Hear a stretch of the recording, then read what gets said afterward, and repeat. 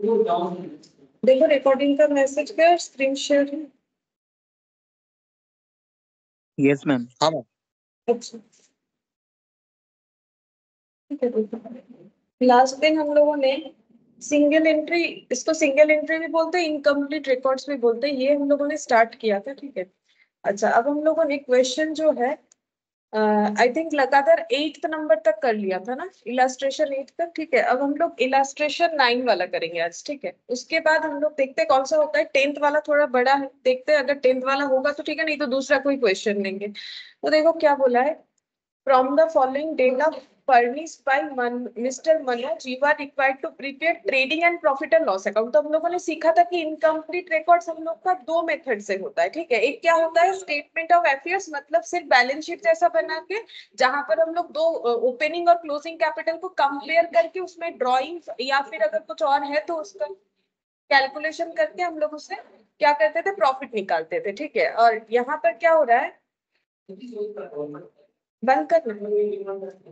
अच्छा और यहाँ पर और एक प्रोसेस था, अगर हमारे पास asset liabilities as well as income expenses सारे डेटा रहते हैं तो हम लोग उससे ट्रेडिंग पीएल बैलेंस शीट बना सकते हैं। ठीक है अब बैलेंस शीट तो नहीं होता है, स्टेटमेंट ऑफ अफेयर्स ही होता है, लेकिन अगर किसी का फाइनल अकाउंट्स बनाएंगे तो उसे तो स्टेटमेंट ऑफ अफेयर्स नहीं बोलेंगे, इसलिए बैलेंस शीट बोला जाता है, बाकी एस्टिमेटेड वे में होता है। अब देखो यहाँ पर दे दिया है हमें क्या क्या इंफॉर्मेशन दिया है। देखो एसेट लाइबिलिटीज का creditor, sundry expenses, asset, inventory, cash in hand, trade debtor, details relating to transaction in the year, cash and discount।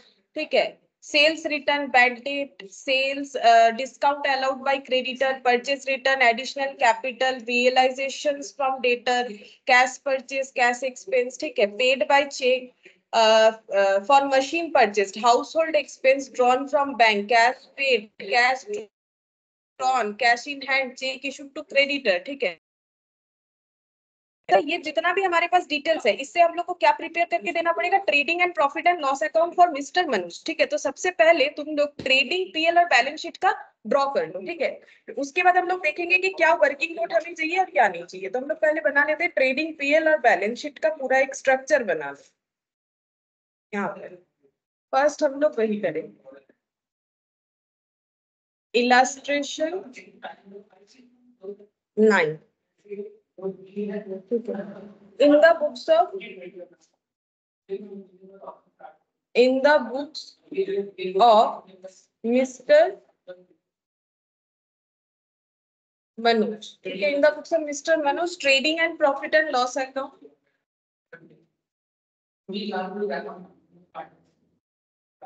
trading and profit and loss account for the year ended।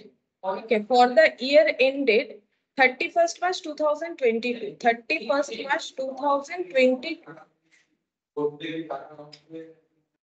अब थोड़ा ज्यादा ही जगह रख दो क्योंकि exam में तो पता नहीं चलेगा कितना जगह चाहिए, लेकिन इंफॉर्मेशन पढ़ के लगभग जितना जगह चाहिए उस हिसाब से हम एक पेज रख रहे हैं, तुम लोग भी रख सकते हो। देखो ज्यादा जगह छोड़ोगे तो प्रॉब्लम नहीं है, अगर जगह कम रखोगे तो ही प्रॉब्लम है।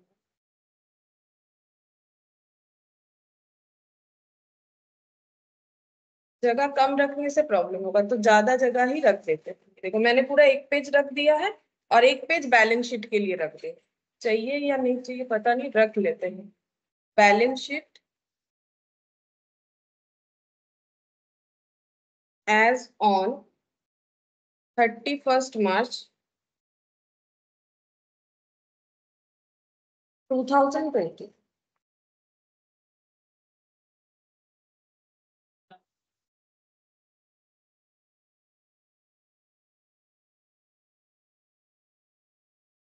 लाइबिलिटीज और इधर एसेट, लाइबिलिटीज और इधर हो जाएगा एसेट। ठीक है ये स्ट्रक्चर हम लोगों ने बना लिया। अब जैसे जैसे हमें पुट करने का जरूरत होगा वैसे करेंगे। अब हमें देखना है कि क्या क्या वर्किंग नोट बनाना पड़ेगा। ठीक है ताकि हम लोग उससे कैलकुलेशंस कर पाए। अच्छा देखते हैं, देखो क्या क्या वर्किंग नोट बनेगा।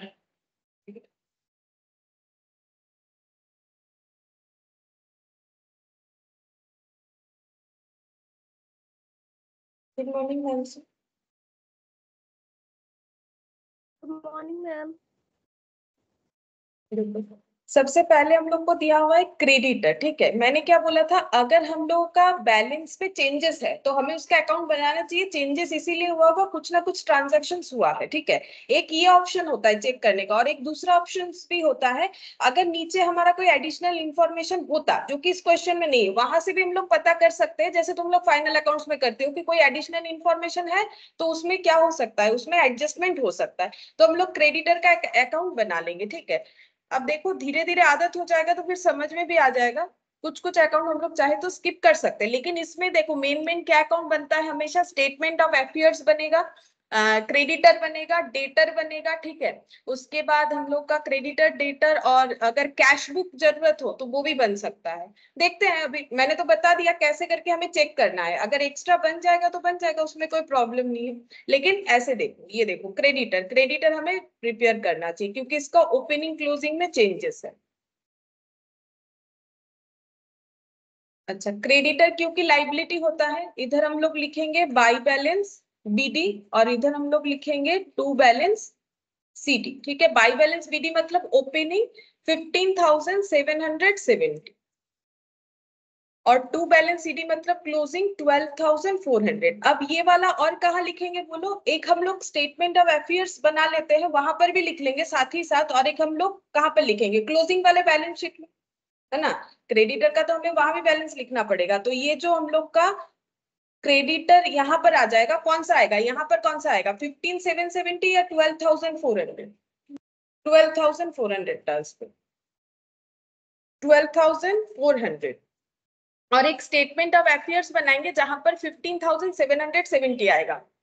अच्छा, स्टेटमेंट ऑफ अफेयर्स क्यों बनाते हैं, ताकि हमें ओपनिंग कैपिटल पता चले। पूरे क्वेश्चन में हम लोगों ने देखा कहीं ओपनिंग कैपिटल नहीं था, ठीक है। तो स्टेटमेंट ऑफ अफेयर्स तो प्रिपेयर करना ही पड़ेगा, तो वर्किंग नोट नंबर 2 लिख लेते हैं, statement of affairs, statement of affairs. इसमें हम लोग का क्या रहेगा, एक साइड लाइबिलिटी और एक, कौन सा डिटेल मिल गया है, लाइबिलिटी का, क्रेडिटर। अच्छा, क्रेडिटर को हम लोग लिख लेते हैं, क्रेडिटर हम लोग का 15,770 वाला जाएगा, 15,770।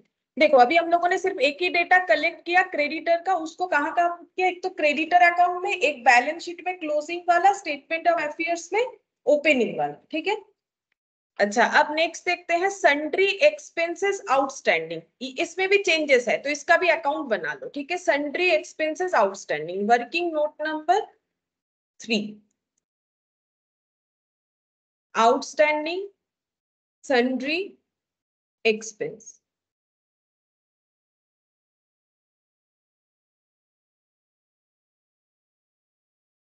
अच्छा, आउटस्टैंडिंग का मतलब तो लाइबिलिटी होता है, एक्सपेंस आउटस्टैंडिंग है, ठीक है। आउटस्टैंडिंग का मतलब लाइबिलिटी नहीं होता है, ये तो, हाँ वो सबका अकाउंट बनना चाहिए, तभी पता चलेगा क्या ट्रांजैक्शन हुआ है। सन्ड्री एक्सपेंसेस कितना है, 600 ओपनिंग, तो यहाँ पर लिखेंगे 600 बाई बैलेंस बीडी, क्योंकि ये आउटस्टैंडिंग मेरा एक्सपेंस है तो ये लाइबिलिटी है। और टू बैलेंस सीडी, यहाँ पर हम लोग क्लोजिंग वाला लिखेंगे, क्लोजिंग वाला कितना है 330। अब ये और कहाँ पर जाएगा, ये तो वर्किंग नोट में लिखा, लेकिन मेन सम्स में कहाँ कहाँ जाएगा, बैलेंस शीट, ठीक है। बैलेंस शीट में स्टेटमेंट ऑफ अफेयर्स में आएगा, उसमें कौन सा वाला आएगा, हाँ आउटस्टैंडिंग एक्सपेंस, हाँ यानी कि 600 वाला इधर आएगा, ठीक है। और बैलेंस शीट में कौन सा वाला आएगा, 330, जो हम लोग का मेन सोल्यूशन है, वहां पर भी लिखेंगे outstanding sundry expense, outstanding sundry expense, outstanding sundry expense 330 हो गया। मेन सोल्यूशन में हम लोगों ने लिख लिया। वर्किंग में लिखना मेन पार्ट नहीं है, ठीक है, वर्किंग तो बनाना पड़ेगा, लेकिन एक्चुअली हम लोग डेटा को मेन सोल्यूशन में कहाँ कहाँ पुट कर रहे हैं वो भी देखना पड़ेगा हमें। फिर बोला है सन्ड्री एसेट, इसमें भी वैल्यूज चेंज हुए हैं तो इसको भी लिख लो sundry assets, working note number 4, sundry assets to balance BD होगा, ठीक है, बाई मत कर दो गलती से क्योंकि एसेट है तो टू बैलेंस बीडी मतलब लिखते जा रहे हो एक जैसा तो फिर इधर लिख दोगे तो गलत हो जाएगा। और 12,040 बाई बैलेंस सीडी 12,040। अब ये मेन सोल्यूशन में कहाँ कहाँ जाएगा? स्टेटमेंट ऑफ अफेयर्स और balance sheet. Statement of affairs में यहां लिखेंगे सन्ड्री एसेट बोल के, ओपनिंग वाला, ओपनिंग वाला कितना हो जाएगा 11,610। और इधर लिखेंगे सन्ड्री एसेट, सन्ड्री एसेट्स 12,040, 12,040। अच्छा, अब नेक्स्ट देखो इन्वेंट्री। मैंने बोला था इसका अकाउंट कभी ओपन करने का हमें जरूरत नहीं है, ठीक है, तो ये कहाँ कहाँ पुट होगा? ये ट्रेडिंग में पुट होगा और इसमें बैलेंस शीट में स्टेटमेंट ऑफ अफेयर्स में भी आएगा। क्लोजिंग स्टॉक आता है ना, क्लोजिंग स्टॉक तो करंट एसेट है, तो बैलेंस शीट में जाएगा और कहाँ पर जाएगा? ट्रेडिंग में जाएगा और स्टेटमेंट ऑफ अफेयर्स में भी जाएगा। तो ठीक है, 8040 कहाँ पर आएगा? स्टेटमेंट ऑफ अफेयर्स में, वो ओपनिंग वाला है तो यहाँ पर लिखते हैं इन्वेंट्री, इन्वेंट्री 8040, ठीक है। यहां पर भी लिखो इन्वेंट्री, इन्वेंट्री 8040 तो स्टेटमेंट ऑफ अफेयर्स में जाएगा। 11,120 ये हम लोग का बैलेंस शीट में आएगा। ये दोनों लिखने के बाद अब ट्रेडिंग में चले जाओ। ट्रेडिंग में टू ओपनिंग स्टॉक और बाई क्लोजिंग स्टॉक लिखना पड़ेगा। To opening stock, to opening stock by closing stock. अच्छा, ओपनिंग स्टॉक कितना है 8040 और क्लोजिंग स्टॉक कितना है 11,120, ठीक है। देखो यहां तक हो गया है, क्योंकि आगे पीछे करते करते लिखते जाना है, देखो छूट नहीं जाए। देखो यहाँ पर ट्रेडिंग पीएल में बस ये दो आइटम आया हुआ है, एक बार चेक कर लो बैलेंस शीट में यहाँ पर टोटल 4 आइटम आया हुआ है।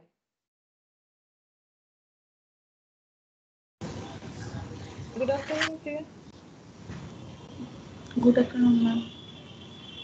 अच्छा, और यहाँ देखो हम लोग का कितना सारा आइटम आ गया है 1 2 3 4। एक बार चेक कर लो, इधर 4 है, क्रेडिटर में ओपनिंग क्लोजिंग है, और इधर हम लोग का 1 2 3 4 4 है, ठीक है। और इधर भी 2 ओपनिंग क्लोजिंग, एसेट में भी ओपनिंग क्लोजिंग, बस इतना तक ही हम लोगों ने किया है अभी, ठीक है। सन्ड्री एसेट तक हम लोगों ने किया। अच्छा, इसके बाद इन्वेंट्री भी कर लिया, अब है cash in hand and at bank, ठीक है। अच्छा, अब कैश इन हैंड और एंड एट बैंक ये जो है ये हम लोग का कहाँ जाएगा? बैलेंस शीट में और स्टेटमेंट ऑफ अफेयर्स में। इसका भी चाहे तो हम लोग वर्किंग नोट बना सकते हैं, ठीक है। तो ठीक है, एक बार पहले लिख लेते हैं, इसमें बैलेंस शीट में है और उसके बाद हम वर्किंग नोट में भी लिख लेते हैं। इधर खुला हुआ है तो यहीं पर लिख ले रहे हैं, cash in hand and at bank ऐसे दिया हुआ है, ठीक है। मतलब इन हैंड और बैंक दोनों मिक्सड अप करके दिया है 6960। नहीं सॉरी, ये तो इधर नहीं है, हाँ ठीक है लिखा है मैंने 6960, हाँ ये ओपनिंग वाला है 6960।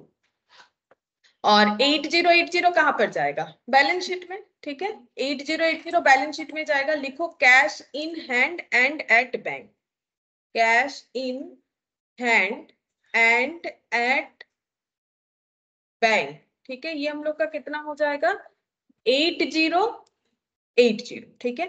अच्छा 8080। अच्छा, अब इसका हम लोग को अकाउंट्स बनाना है, तो हम लोग इसका मतलब अकाउंट्स यानी कि वर्किंग नोट का बात करें, चलो इसका भी वर्किंग नोट बना लेते क्योंकि चेंजेस हुआ है। यहाँ पर लिख लेते हैं वर्किंग नोट नंबर 5, क्योंकि इनकम्प्लीट रिकॉर्ड है ना, कहाँ से क्या डेटा मिल जाए हमें नहीं पता। अगर वैल्यूज में चेंजेस है तो जरूर बना लो, ठीक है। Cash in hand and at bank, cash in hand and at bank. हाँ, कैश बुक भी बना सकते हो, तो 2 कॉलम होगा इसका मतलब, है ना।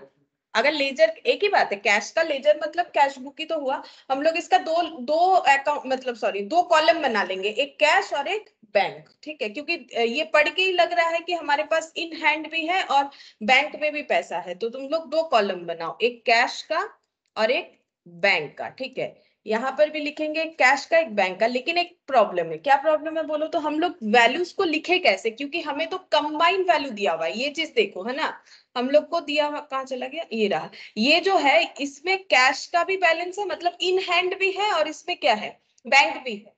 तो हम लोग देखेंगे बाद में कि इसको हम लोग कैसे करके आइडेंटिफाई कर सकते हैं। अभी हम बैलेंस नहीं लिखवा रहे, क्योंकि हम लोगों को अलग अलग ही लिखना पड़ेगा, वो हम लोग लिख पाएंगे, ठीक है। फिलहाल इसको यहाँ पर ऐसे ही रख दो, हम लोग लिख नहीं पाएंगे क्योंकि हमारे पास इंडिविजुअली नहीं पता है। आगे क्वेश्चन पढ़ोगे ना तो इसका सोल्यूशन मिल जाएगा, ठीक है, जैसे ही दूसरा पॉइंट आएगा।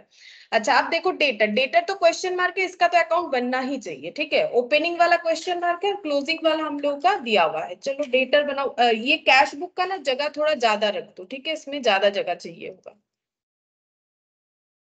अच्छा, वर्किंग नोट नंबर कितना हो जाएगा, 6। अच्छा, अब हम लोग बनाएंगे debtor. Debtor,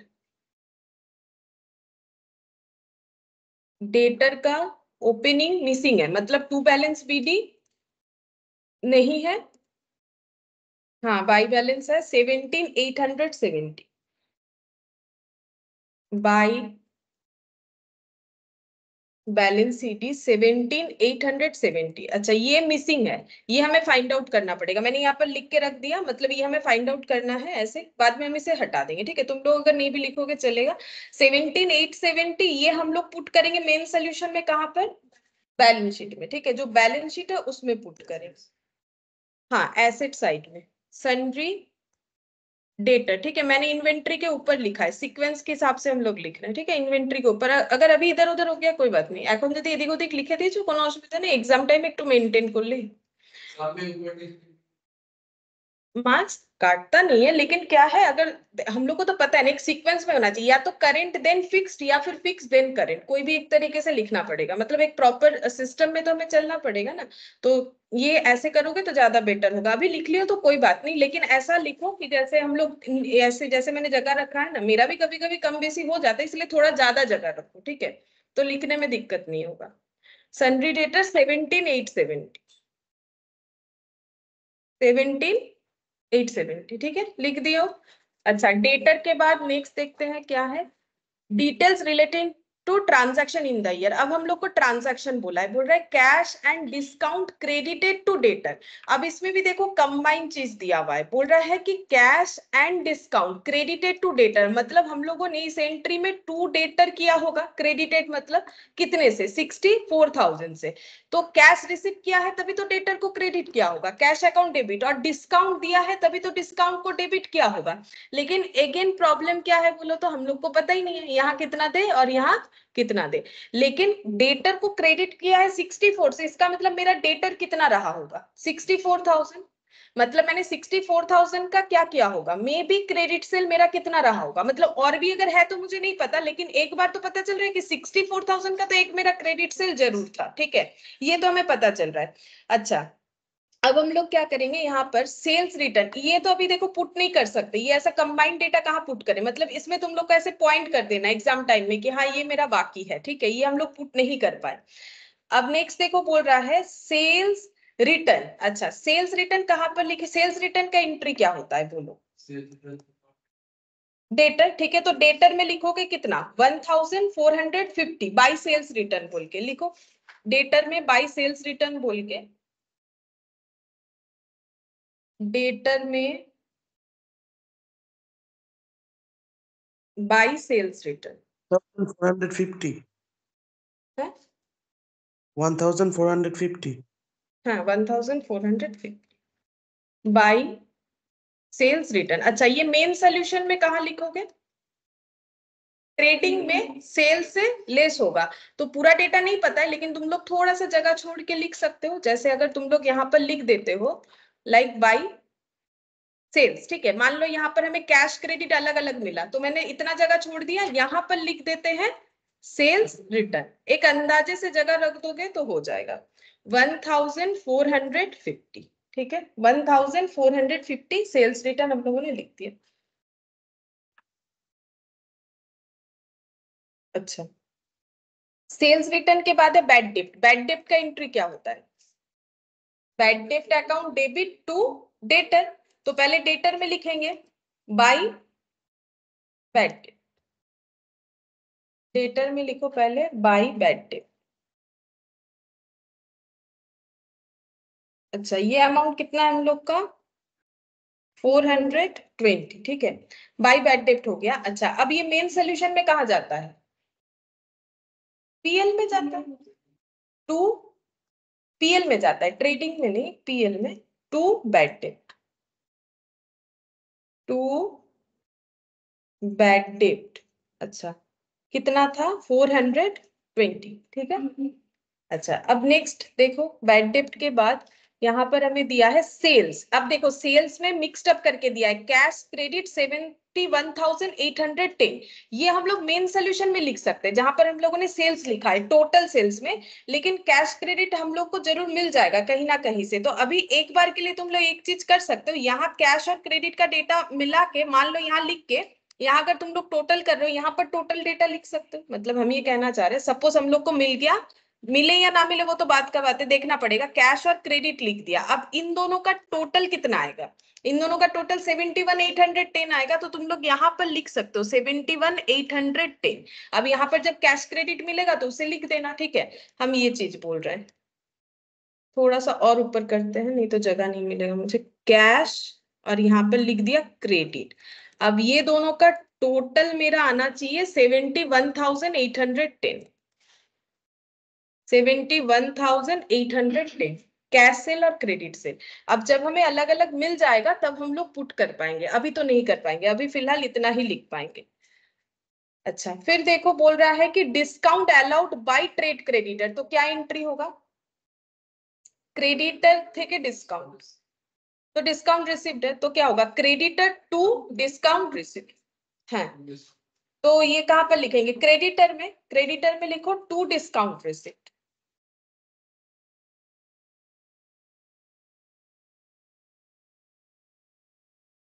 to discount receipt कितना 700।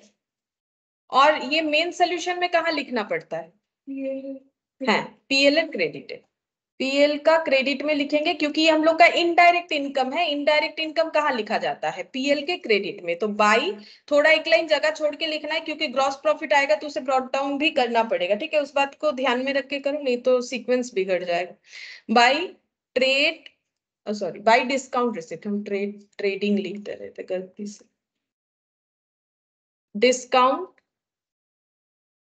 रिसीप्ट कितना था 700। अच्छा, नेक्स्ट देखो बोल रहे परचेज रिटर्न, ये कहा, इसका पहले एंट्री बोलो परचेज रिटर्न का ना, क्रेडिटर्स है, क्रेडिटर्स टू परचेज रिटर्न, तो पहले क्रेडिटर में लिखो टू परचेज रिटर्न बोल के 400, इसमें लिखो to purchase return, to purchase return 400। और ये मेन सोल्यूशन में कहा जाएगा, ट्रेडिंग में परचेज से लेस होगा, तो तुम लोग को जगह रखना पड़ेगा, परचेज का कैश और क्रेडिट अगर मिल जाए तो ठीक है, उस हिसाब से जगह रखो, 3 लाइन जगह छोड़ो। जैसे मान लो यहाँ कैश परचेज अगर मिला वो लिखना पड़ेगा, क्रेडिट परचेज मिला वो लिख दोगे, दोनों का टोटल आ जाएगा। फिर यहाँ से लेस कर देना परचेज रिटर्न, ठीक है, फिर यहाँ से लेस कर देना परचेज रिटर्न, परचेज रिटर्न कितना आया था 400, ठीक है। अभी आउटर कॉलम में चला जाएगा। अच्छा, अब नेक्स्ट देखो additional capital paid into bank, तो इसका एंट्री क्या होगा, कैपिटल इंट्रोडक्शन का एंट्री, बैंक टू, हाँ बैंक टू कैपिटल, तो कहाँ लिखेंगे यहाँ पर, मतलब यहाँ कहाँ लिखेंगे बैंक टू कैपिटल, मतलब इधर टू कैपिटल बोल के बैंक वाले कॉलम में लिखना पड़ेगा। हम यहाँ पर लिख रहे हैं, ऊपर एक लाइन ना जगह छोड़ दो, क्यों, क्योंकि हम लोग को ओपनिंग बैलेंस लिखना पड़ सकता है अगर आया तो एक लाइन जगह छोड़ के हम लोग लिखेंगे टू कैपिटल बोल के। यहाँ पर कैश में ऐसे डैश लगा दिया मैंने, यहाँ पर लिखेंगे कितना 8,500, ठीक है 8,500। अब मेन सोल्यूशन में कहा जाएगा, कैपिटल के वहां पर ऐड होगा, मतलब जो हम लोग का यहाँ पर कैपिटल का अमाउंट होगा बैलेंस शीट में जब हम लोग का कैपिटल का अमाउंट हम अभी तो नहीं पता, इसके बाद यहाँ पर नेट प्रॉफिट या नेट लॉस जो भी आएगा, फिर यहाँ पर हम लोग एडिशनल कैपिटल लिख सकते हैं, यहाँ पर भी लिख सकते हैं, इसके नीचे प्रॉफिट लॉस लगा सकते हैं। एडिशनल कैपिटल बोल के 8,500, ठीक है, एडिशनल कैपिटल बोल के 8,500 आ जाए, हुआ है। अच्छा, अब नेक्स्ट देखते हैं। इसके बाद बोल रहा है realisation from debtor paid into bank. देखो पता चल गया डेटर से कितना मिला है हमें, 62,500। अगर हम लोग ये पैसा ले जाके बैंक में डिपॉजिट कर दिए तो एंट्री क्या होगा, डेटर से पैसा मिला तो क्या होगा, बैंक डेबिट टू डेटर, ठीक है। तो ये कहां पर एंट्री होगा, एक तो बैंक कॉलम में होगा मतलब कैश बुक में होगा, और एक डेटर में होगा। तो देखो एंट्री क्या हो रहा है हम लोग का, हम यहाँ पर लिख लेते हैं बैंक टू डेटर। अब हम लोग पोस्ट कर लेंगे, बैंक टू डेटर कितना है, 62,500, ठीक है। अच्छा, एक बार तुम लोग डेटर में लिखना बाय बैंक, पहले हम लोग वर्किंग नोट पे पुट कर लेते हैं, ठीक है, उसके बाद हम लोग मेन सोल्यूशन में भी देखेंगे कहाँ होगा। यहाँ पर लिखो पहले बाय बैंक 62,500, और बैंक में लिखेंगे मतलब यहाँ पर टू, कैपिटल के नीचे लिख देते, टू क्या आ जाएगा, डेटर। टू डेटर बोल के कौन से कॉलम में जाएगा, बैंक कॉलम में, 62,500। अब हम लोग यहाँ पर हमारा जो प्रीवियस एक लाइन बचा हुआ था ना, उसका हम लोग सोल्यूशन कर सकते हैं, ठीक है, कर लेंगे। यहाँ पर पहले बाकी लिख लेते हैं, फिर देखते हैं। हमारा 2 पॉइंट बाकी था, ठीक है, 2 पॉइंट हम लोगों ने ऊपर पुट नहीं किया था, तो वो 2 पॉइंट कैसे होगा वो भी देख लेंगे। अच्छा, अब इसके बाद देखो बोल रहा है कैश परचेज, तो एंट्री क्या होगा, परचेज टू कैश, ठीक है। तो हम लोग पहले कैश बुक में है तो यहाँ लिख देते हैं बाई क्या हो जाएगा, परचेज, ठीक है। तो by purchase, purchase to cash में बाई परचेज हम लोग का कितना हो जाएगा, 1030, ठीक है, 1030। और ये मेन सोल्यूशन में कहा जाएगा, ट्रेडिंग में। कैश परचेज, जहां पर मैंने कैश परचेज बोल के जगह रखा है वहां पर लिख देंगे कितना, 1030, यहाँ पर लिख सकते हैं 1030। अच्छा, तुम लोगों ने एक चीज नहीं पूछा कि ये रियलाइजेशन हम लोगों ने मेन सोल्यूशन में तो नहीं दिखाया, क्योंकि देखो रियलाइजेशन जो होता है वो तो हम लोग नहीं लिखते, डेटर का सारे एडजस्टमेंट के बाद ओपनिंग क्लोजिंग लिखते हैं, तो डेटर रिलेटेड आइटम तो हम लोगों ने पुट कर दिया, इसीलिए ये मेन सोल्यूशन में डायरेक्टली नहीं आएगा, ठीक है। कैश परचेस लिख दिया। अब है कैश एक्सपेंस, बोलो एंट्री क्या होगा, expense account debit to cash, ठीक है। तो expense account debit to cash, तो कैश बुक में पहले लिखो, क्या लिखोगे, बाई एक्सपेंस, परचेज के नीचे नीचे लिख दो बाई एक्सपेंस। कौन से कॉलम में जाएगा, कैश कॉलम में ही जाएगा। कितना होगा, क्या है अमाउंट एक बार बताओ, 957। अच्छा, 9570। और ये मेन सोल्यूशन में कहा जाएगा, एक्सपेंस कहाँ जाएगा, पीएल, पीएल में जाएगा। टू एक्सपेंस बोल के जितना वैल्यू आया था, ठीक है, टू एक्सपेंस 9,570। अच्छा, लेकिन हम लोग का एक्सपेंस का और एक आउटस्टैंडिंग सन्ड्री एक्सपेंसेस भी था, अच्छा ठीक है, उसको कैलकुलेट कर लेंगे बाद में। अच्छा, ये हो गया हम लोगों का कैश एक्सपेंस। उसके बाद paid by cheque for purchased machinery, ठीक है, चेक से पे किया है, मशीन परचेस किया है, तो एंट्री क्या होगा, हाँ, मशीनरी टू बैंक। तो हम लोग कैश बुक में लिखेंगे बाय, बाय मशीन, लेकिन बैंक कॉलम में लिखना है इस बार, बाय मशीन, बैंक कॉलम में जाएगा, कितने का है, 430। अच्छा, और ये कहां पर आएगा, बैलेंस शीट में आएगा, ठीक है, बैलेंस शीट में आएगा। अच्छा, बैलेंस शीट में एक्चुअली डायरेक्टली नहीं आएगा, क्योंकि देखो सन्ड्री एसेट का तो हम लोग का अकाउंट ओपन है ना, है ना, तो मशीन तो एसेट के अंदर ही आ रहा है, तो सन्ड्री एसेट मतलब अगर हम लोगों ने मशीन परचेज किया है तो क्या एंट्री करेंगे यहाँ पर,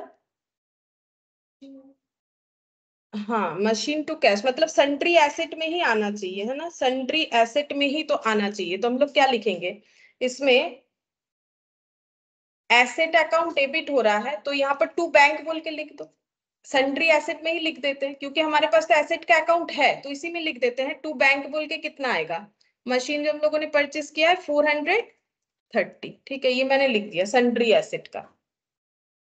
अच्छा, ये हम लोग का यहाँ पर नहीं आएगा, क्यों नहीं आएगा, क्योंकि हम लोगों ने एसेट का क्लोजिंग बैलेंस तो लिख दिया है ना। अब यहाँ पर देखना पड़ेगा कि पुट करने के बाद मतलब मैचअप हो जाना चाहिए।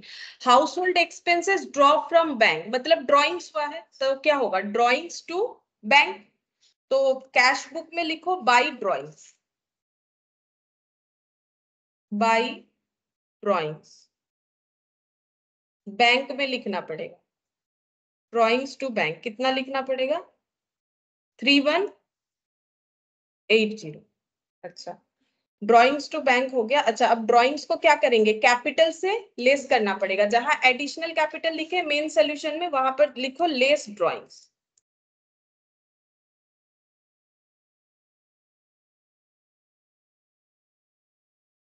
थ्री 3180, ठीक है।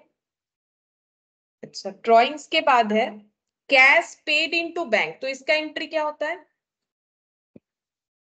बैंक टू कैश, इसका कॉन्ट्रा एंट्री होगा, है ना, बैंक टू कैश, क्योंकि दोनों ही कॉलम हमारे पास अवेलेबल है। तो एक बार हमें लिखना पड़ेगा बाई बैंक, एक बार हमें लिखना पड़ेगा टू कैश, ठीक है। तो पहले हम लोग कैश बुक में लिख लेते हैं बाई बैंक टू कैश, तो लिखो टू टू कैश और बाई बैंक, टू कैश और बाई बैंक। अब बाई बैंक बोल के तो बैंक के कॉलम में नहीं लिखते हैं, उसको किस में लिखेंगे, कैश में, ठीक है। और ये सी लिख दो, क्योंकि ये कॉन्ट्रा एंट्री होता है, कॉन्ट्रा एंट्री को ऐसे सी लिखा जाता है।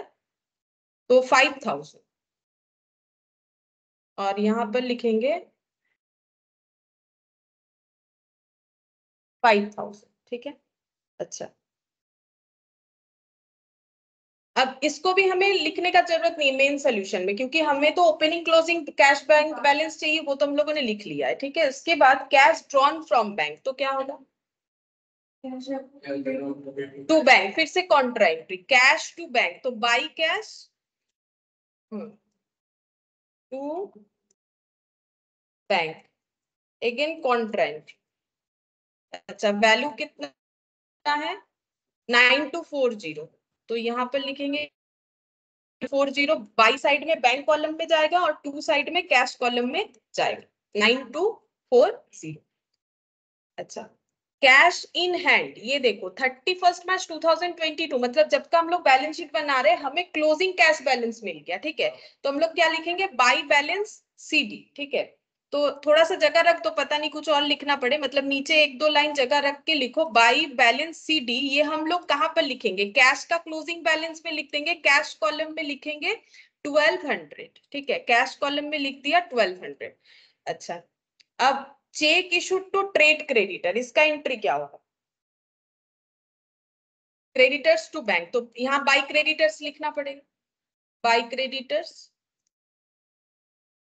बैंक कॉलम में लिखेंगे कितना 60,270, और क्रेडिटर में लिखना पड़ेगा टू बैंक बोल के 60,270, क्रेडिटर में लिखना पड़ेगा टू बैंक बोल के, टू बैंक बोल के,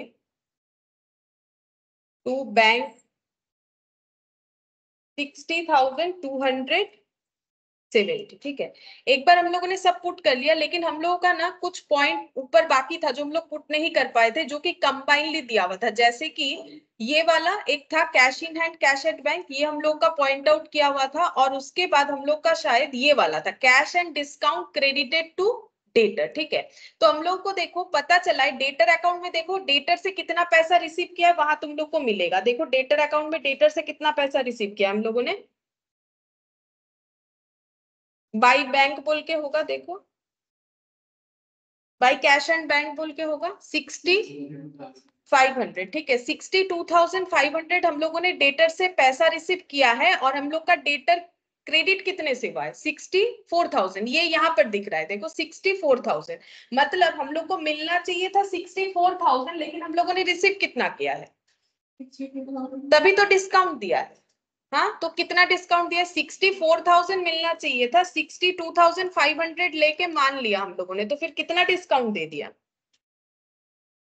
1500, तो यहाँ से वो मिल गया, उसको पुट करेंगे। डिस्काउंट अलाउड का एंट्री क्या होता है? Discount allowed debit to debtor. तो तुम लोग को लिखना पड़ेगा डेटर में बाय डिस्काउंट अलाउड, और ये मेन सोल्यूशन में पीएल में जाएगा। यहाँ पर लिख देते हैं bye discount allowed. Bye discount allowed कैसे मिला, यहाँ लिख लो ब्रैकेट देके, नहीं तो बाद में नहीं समझ में आएगा। 64,000 माइनस 62,500 यानी 1500 का हम लोग का हो गया है डिस्काउंट अलाउड। और ये डिस्काउंट अलाउड मेन सोल्यूशन में पीएल में लिखो, टू डिस्काउंट अलाउड बोल के 1500, टू डिस्काउंट अलाउड बोल के 1500,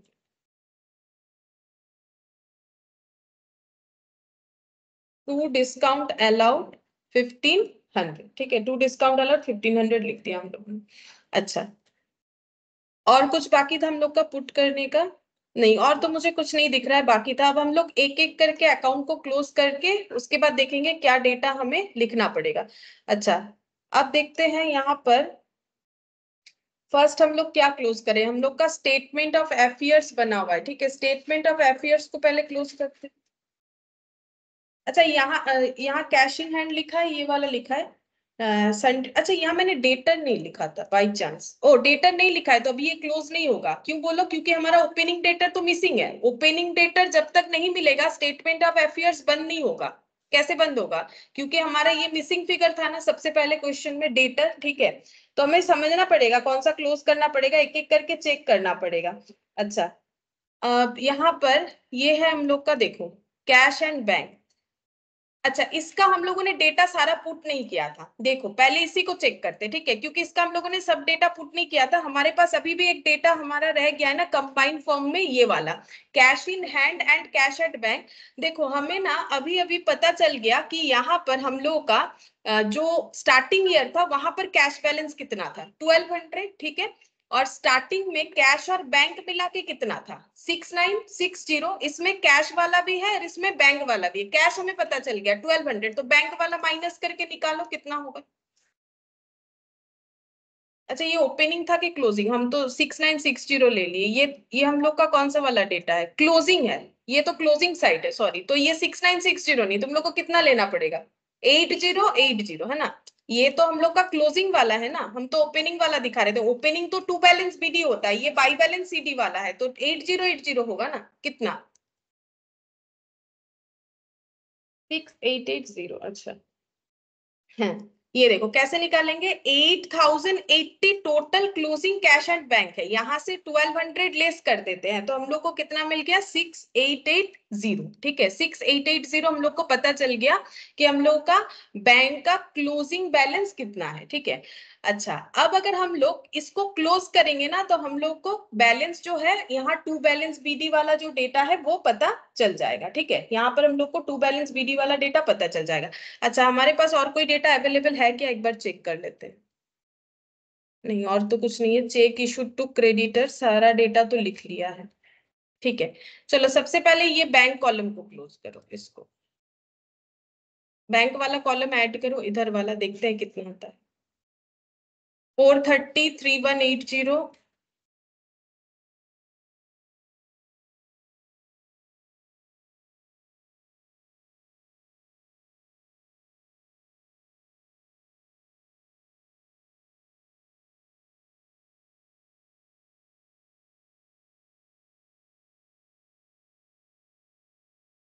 430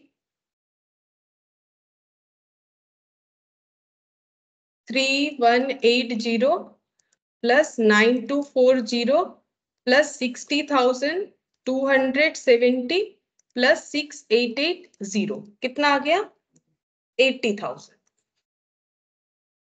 ठीक है, अच्छा, अब इधर माइनस करो। अच्छा, यहाँ ओपनिंग का भी तो हमें लिखना पड़ेगा। एक सेकंड, देखो हमें यहाँ पर भी तो लिखना पड़ेगा टू बैलेंस बीडी, जिसका हमें कंबाइंड डेटा पता है। देखो यहाँ पर भी एक प्रॉब्लम है, यहाँ पर हमें कंबाइंड डेटा पता है, कौन सा, 6960। ये दोनों मिला के है हम लोग का 6960। अच्छा, इसे भी तो किसी तरीके से निकालना पड़ेगा 6960, तो अभी तो बैलेंस नहीं कर सकते। अच्छा, फिर कौन सा अकाउंट हमें ओपन क्लोज करने को मिलेगा, 6960 इसमें भी आ जा रहा है। अच्छा, ये तो होगा नहीं अभी क्लोज, ये तो समझ में आ गया क्योंकि इसका टोटल यहाँ लिख के रखते हैं 6960 दोनों मिला के है, हमें ऐसा कुछ लिखना पड़ेगा, ऐसा कैलकुलेशन हमें चाहिए जिससे ये हमारा स्प्लिट हो, ठीक है, ये स्प्लिट हो। तो चलो अभी यहाँ से तो कुछ होने वाला है नहीं। डेटर भी निकालने के लिए हमें क्या चाहिए होगा, क्रेडिट सेल चाहिए होगा, ठीक है, डेटर निकालने के लिए क्रेडिट सेल चाहिए होगा। अच्छा देखो कोई इंफॉर्मेशन है क्या जिससे हम लोग क्रेडिट सेल वगैरह निकाल सकते, एक बार चेक करो तो। क्रेडिट सेल, अच्छा यहाँ तो दो दो मिसिंग फिगर आ रहा है, ये भी देखो, एक तो टू बैलेंस बीडी निकलेगा और एक हम लोग का क्या निकलेगा, टू सेल्स क्रेडिट सेल भी हमें कैलकुलेट करना ही पड़ेगा, यहाँ पर भी हमें क्रेडिट सेल कैलकुलेट करना पड़ेगा क्योंकि ये तो होगा ही होगा, ऑटोमेटिकली होगा, ये तो हमें दिया हुआ है। अच्छा और क्या है यहाँ पर, तो कुछ नहीं है, चलो आगे इधर देखते हैं। स्टेटमेंट ऑफ अफेयर्स भी क्लोज नहीं होगा जब तक हमें क्या नहीं मिल जाता है, डेटर नहीं मिल जाता है, तो फिर क्लोज होगा क्या। अब देखो इधर देखते हैं, चलो ट्रेडिंग में देखते हैं, क्रेडिटर क्लोज होगा। क्रेडिटर में मुझे लग रहा है सारा चीज लिखा हुआ है, क्रेडिटर क्लोज हो सकता है तो हमें परचेज मिल जाएगा, चलो क्रेडिटर क्लोज हो सकता है, इसमें कोई मुझे नहीं लगता है कुछ भी बाकी है हम लोग का। टोटल लगाओ तो क्रेडिटर का, पहले ये वाला क्लोज कर रहे हैं, 1 लगा दिया, ठीक है, जब भी चेक करोगे देख लेना कितना हो रहा है, देखो 60,000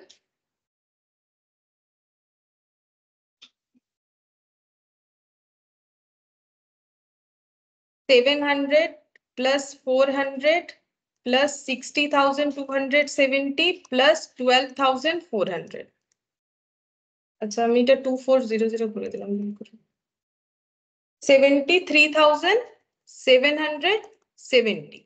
अच्छा अब यहाँ से माइनस करो, 73,770 से ये माइनस करो 15,770, तो कितना हो जाएगा 58,000। ये क्या आया, बोलो ये क्या आ गया, परचेज, क्रेडिट परचेज, ठीक है, बाई परचेज, यहाँ पर क्रेडिट और ब्रैकेट में लिख दो बैलेंस करके आया। अब ये कहां पर जाएगा, मेन सोल्यूशन में, हाँ परचेज में, क्रेडिट परचेज में चला जाएगा 58,000, चलो मिल गया तो लिख लेते हैं 58,000। ये टोटल कर लो, टोटल करके 400 से लेस करके देख लो ट्रेडिंग का डेटा आंसर कितना आएगा।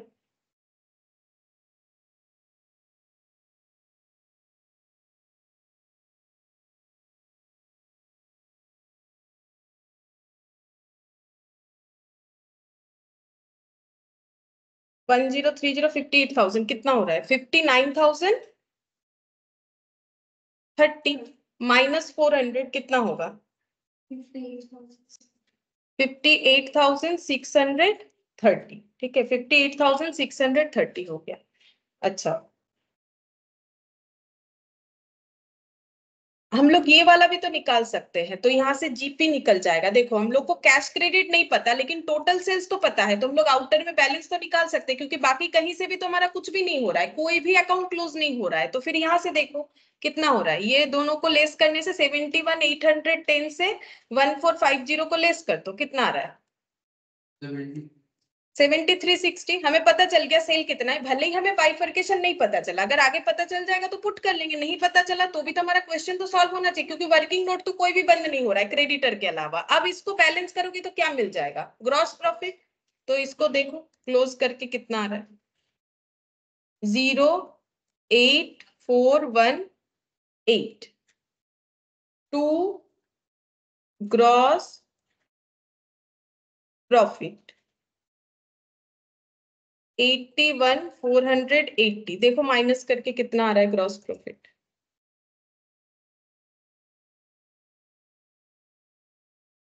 81,480 माइनस 8040 माइनस 58,630 कितना आ रहा है 14,810। अब ये यहाँ पर ब्रॉट डाउन कर लो बाई जीपी बोल के, ठीक है, बाई जीपी बोल के कितना आ जाएगा 14,810, ठीक है, 14,810 आ गया। अब ये डिस्काउंट रिसिप्ट है, अच्छा, डिस्काउंट अलाउड भी लिख लिया है। अच्छा, एक्सपेंस का हम लोग का एक अकाउंट क्लोज नहीं हुआ है, तो ये एक्सपेंस को अभी हम लोग मतलब इसको क्लोज नहीं कर सकते जब तक हम लोग ये देख नहीं लेते हैं कि हम लोग का एक्सपेंस में क्या एंट्री होना चाहिए।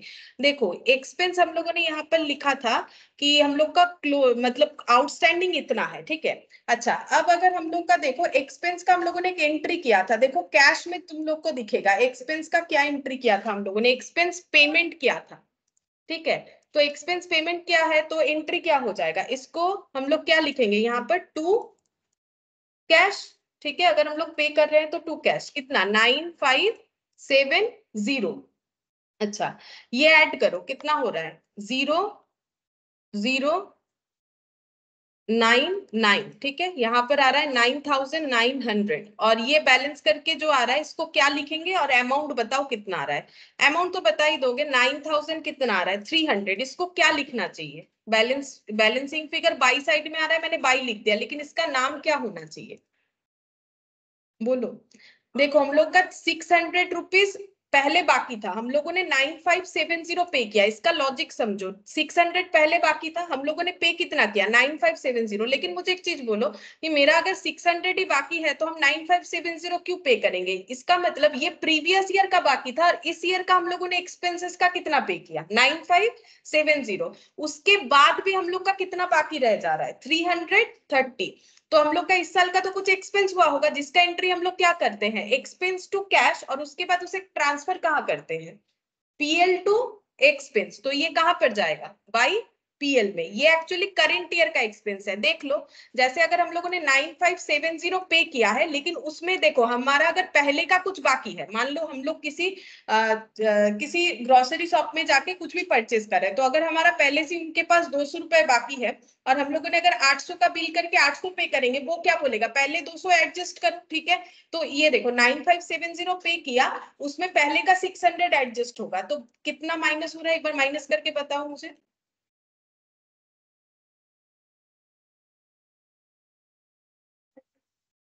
8070, 8970। अच्छा, अच्छा 8970, ठीक है। 8970, इसका मतलब क्या है, इस साल के लिए हम लोगों ने पे किया है, ये तो पहले का ही था, लेकिन ये पे होने के बाद भी बोल रहा है हमारा 330 क्या हो रहा है, बाकी रह रहा है। तो इस साल का खर्चा कितना हुआ होगा, प्लस 330। मतलब हम लोगों ने पे किया हो या नहीं किया हो, फाइनल अकाउंट्स तो हम लोगों का कौन से मेथड में, एक्रूअल बेसिस पे बनता है ना, तो इसको ऐड करो, कितना होगा, 9300, ठीक है। तो इसका मतलब हम लोग का करेंट ईयर का कितना एक्सपेंस है, 9300, जिसमें से हम लोगों ने पे कितना कर दिया, 8970, बाकी कितना रह गया, 3300, जो यहाँ दिख रहा है, ठीक है। तो ये बाई पीएल बोल के देखो कितना आना चाहिए, 9300, चेक करके देखो। अच्छा, ये तो लिखा हुआ है हम लोगों ने, 9300 आ रहा है, मतलब हम लोग का इस साल का खर्चा है 9300। प्रीवियस जो भी खर्चा था उसमें से हम लोगों ने 600 बाकी रखा था, तो 9570 पे कर दिया, लेकिन वो तो पहले अपना 600 को एडजस्ट करेगा। और करेंट ईयर का पेमेंट कितना हो जाएगा, इसमें प्रीवियस ईयर का पेमेंट 600, करेंट ईयर का फिर बचा हुआ। अब करेंट ईयर के पेमेंट के बाद भी अगर मेरा 330 आउटस्टैंडिंग दिखा रहा है, मतलब मेरा एक्सपेंस ज्यादा है, मैंने कम पेमेंट किया है, तो मेरा पीएल में कितना जाएगा, 9300। तो तुम लोगों ने पीएल में जो एक्सपेंस लिखा है ना, वो ये वाला लिखना पड़ेगा, मतलब मैंने जो लिखा है उसको ये लिखो 9300 बोल के, उसका अमाउंट को हमें चेंज करना पड़ेगा। ये हम लोग डायरेक्टली नहीं लिख सकते, क्योंकि ये अकाउंट जब तक क्लोज नहीं होगा तब तक तो नहीं होगा, 9300, ठीक है। अब इसको तुम लोग क्लोज कर सकते हो, क्लोज करके देखो कितना नेट प्रॉफिट आ रहा है, to net profit,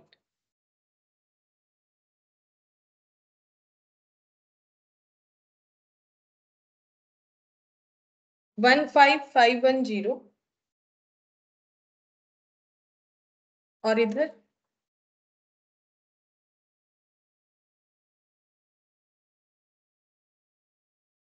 15510 minus 9300 minus 1500 minus 420, कितना आ रहा है, 4290, ठीक है।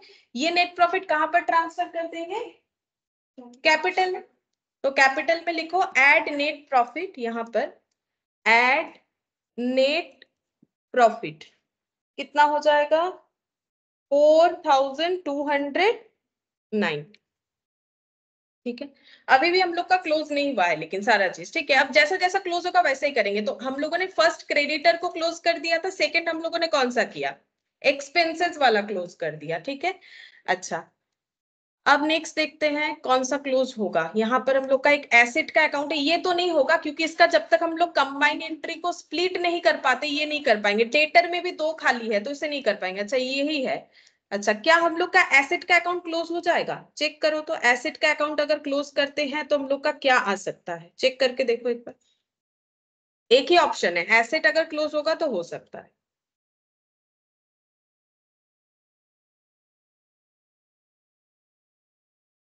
एसेट का हम लोग का दोनों साइड मैच हो जाएगा मुझे लग रहा है, देखो क्योंकि कुछ तो ट्रांजैक्शन था नहीं हम लोगों का। हाँ, मैच हो रहा है, हाँ मैच हो जा रहा है। इसका लॉजिक क्या है, सोचो। मैच तो हो गया, लॉजिक क्या है, हम लोग के पास ओपनिंग एसेट इतना था, हम लोगों ने करेंटली इतना परचेस किया, तभी हम लोग का क्लोजिंग कितना दिख रहा है, 12,040, ठीक है।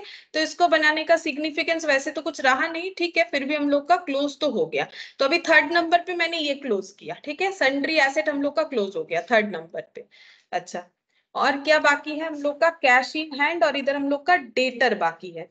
अच्छा, डेटर का टोटल सेल हमें पता है कितना है, बोलो। डेटर में हम लोगों ने टोटल सेल्स देखा था इंक्लूडिंग कैश क्रेडिट, जो हम लोगों ने लिखा हुआ था ना क्वेश्चन में, ये देखो 71,810, ठीक है। तो क्रेडिट सेल कितना होगा, 71,810 से अगर हम लोग कैश सेल को हटा देंगे तो हमें क्रेडिट सेल मिल जाएगा। अच्छा, कैश सेल हमें कहाँ मिलेगा बोल सकते हो, कैश सेल कैश बुक में मिलेगा ना। कैश सेल का एंट्री क्या होगा, कैश सेल का एंट्री क्या होगा, कैश टू सेल्स, ठीक है। तो हमें टू सेल्स बोल के बैलेंसिंग फिगर चाहिए होगा तो मिल जाएगा। लेकिन उसके लिए तो मुझे ये दोनों को स्प्लिट करने आना चाहिए। ये जो 6960 जरूर हमें कुछ डेटा दिया होगा जो कि हम मिस कर रहे हैं, देख लेते हैं। कैश इन हैंड दिया हुआ है। अच्छा, चेक इशूड दिया हुआ है, हम एकदम स्टार्टिंग से एक बार देखते हैं, कुछ तो होगा। यहाँ पर cash in hand and at bank 6960 बोला है, ठीक है। अब देखते हैं creditor, sundry assets, inventory, trade debtor, cash and discount to creditor, sales return, bad डेप्ट, सेल्स। अच्छा, discount allowed by trade creditor, purchase return, additional capital, realisation from debtor 62,500, cash purchase, cash expense, paid by cheque for machine, household expense, cash paid into bank, cash drawn, cash in hand. अच्छा, cash in hand और cheque issue to trade creditor, ठीक है। तो देखो, अगर हम लोग का कैश टू सेल्स कहां पर आएगा, मतलब हम लोग को एक चीज तो कंफर्म हो रहा है, हमें क्या मिलेगा यहाँ पर टू सेल्स, और वो कहां पर दिखेगा, कैश कॉलम में, ठीक है। तो हम लोग यहाँ पर दो दो मेरा बैलेंसिंग फिगर आ रहा है, तो हम लोग ये वाला क्लोज कर सकते हैं, बैंक वाला कॉलम, क्योंकि इसमें तो और कुछ है नहीं, मैंने देख लिया, ठीक है। ऐसे करके ढूंढना पड़ेगा। अब देखो, हम लोग बैंक कॉलम को क्लोज करते हैं, क्लोज करने से यहाँ जैसे ही बैलेंस आएगा उसमें से ये लेस करेंगे तो ये आ जाएगा, ठीक है। इस तरीके से करना पड़ेगा। तो 80,000 तो हम लोगों ने एक बार कैलकुलेट कर ही रखा था, बाकी तुम लोग लेस करके मुझे बताओ कि कितना आ रहा है।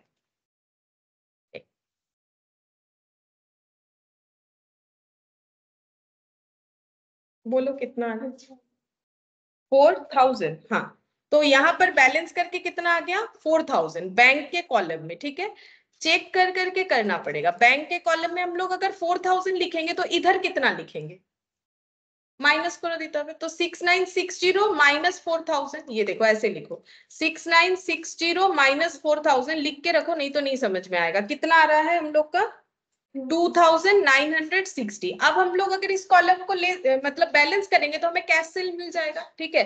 क्योंकि क्वेश्चन में कैश सेल था तो हमें इस तरीके से समझना पड़ेगा, हमें कुछ भी क्लियरली तो नहीं है ना, यही तो प्रॉब्लम है। अब इसको ऐड करो, ऐड करके देखो कैश सेल कितना आ रहा है, यहाँ क्वेश्चन मार्क का आंसर भी हमें मिलेगा, यहाँ दो दो बैलेंसिंग फिगर आ रहा है, ठीक है। तो देखो कितना हो रहा है, इधर का टोटल 10309570, 5,000 और 1,200,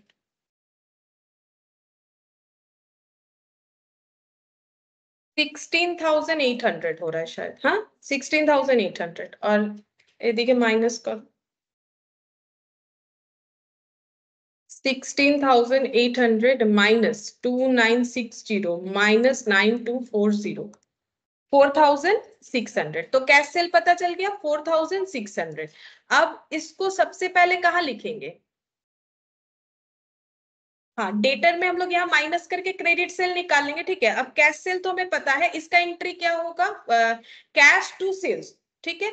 4600 यहाँ से लेस कर दो तो पता चल जाएगा कि क्रेडिट सेल कितना है, तब जाके ये अकाउंट क्लोज हो सकता है। अब ये जैसे ही क्लोज होगा ना, एक एक करके सब क्लोज होना स्टार्ट हो जाएगा। बोलो कितना आ रहा है माइनस करके।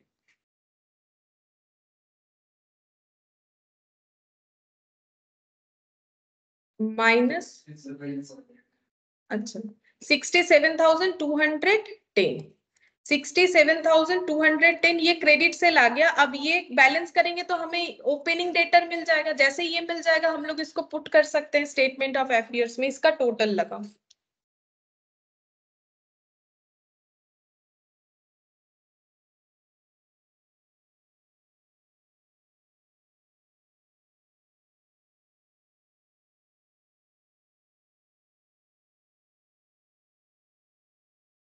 कितना आ रहा है इधर?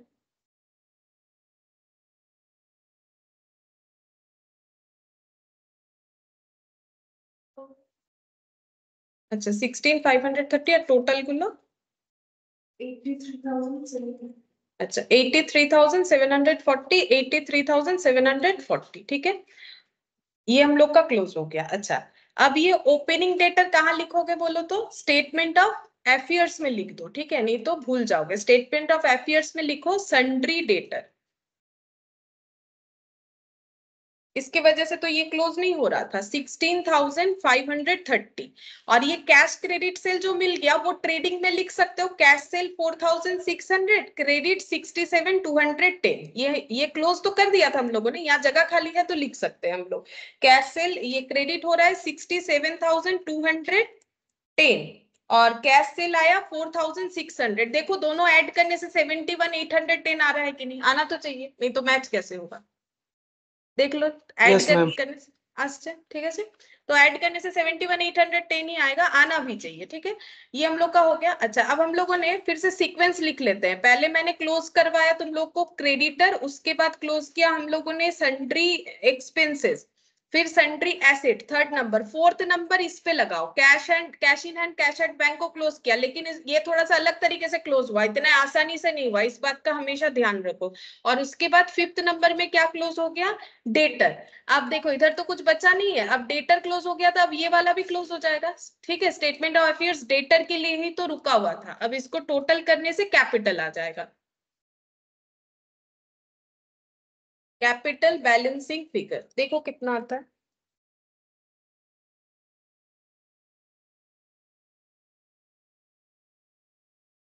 11,610, 16,530, 8040, 6960, 43,140, 43,140 माइनस 15,770 माइनस 600, 26,770 कैपिटल का बैलेंस आ रहा है 26,770। अब ये कहां पर लिखेंगे? यहाँ बैलेंस शीट में 26,770। बाकी तो हम लोगों ने क्लोज कर ही लिया था। अब ये सब ऐड करके आउटर में लिख के चेक करना है कि हमारा मैच हो रहा है या नहीं। देख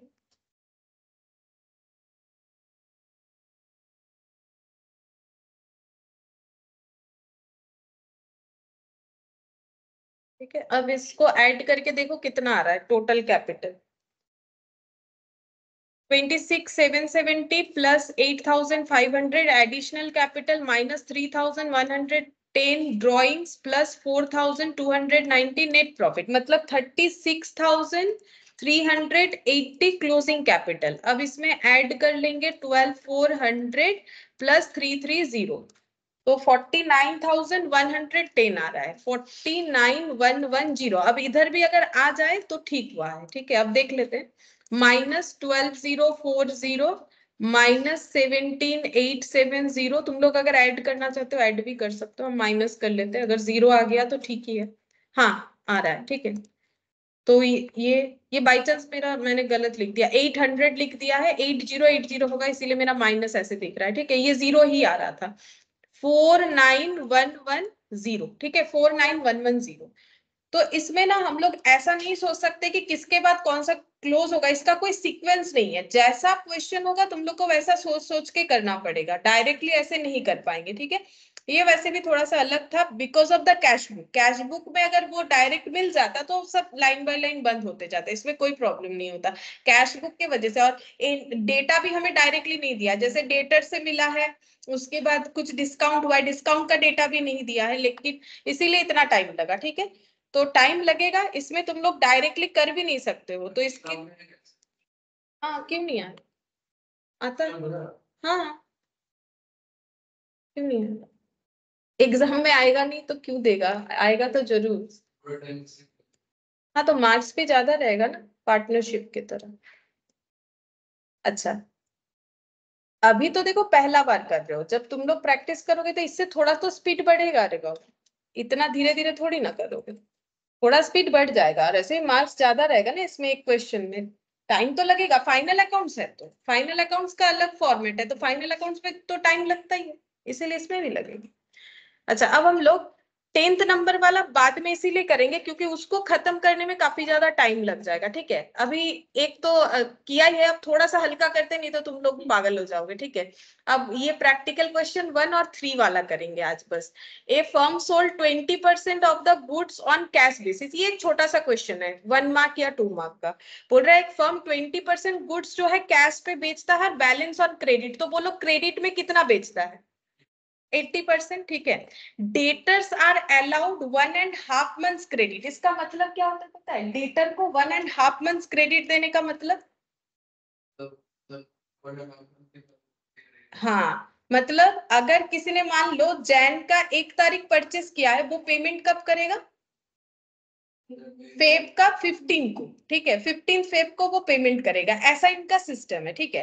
अब ऐसे सिस्टम में इनको अपना डेटर का बैलेंस दिख रहा है ईयर एंड में कितना, 1,25,000, मतलब 1.5 के गैप में, 1.5 का मतलब 1.5 के गैप में डेटर का बैलेंस कितना दिख रहा है, 1,25,000, ठीक है। Assume that the sale is uniform throughout the year, uniform का मतलब हर मंथ एक ही जैसा सेल हुआ है। कैलकुलेट द क्रेडिट सेल, हमें बोला है क्रेडिट सेल निकालने के लिए, total sale of the company for the year. अच्छा क्रेडिट सेल और टोटल सेल निकालो, तो कैसे निकालेंगे, हमारे पास तो बस एक ही डेटा अवेलेबल है कि 1.5 मंथ्स के गैप में हम लोगों ने, क्योंकि डेटर से पैसा कलेक्ट करने का प्रोसेस रखा था, तो इससे हमारा डेटर दिख रहा है 1,25,000। तो मुझे ये बताओ 12 मंथ्स में कितना डेटर जनरेट किया होगा, अगर 1.5 मंथ्स का डेटर 1,25,000 है तो 12 मंथ्स का डेटर कितना है वो बताओ। मैंने तो चेक किया नहीं है, देख लेते हैं।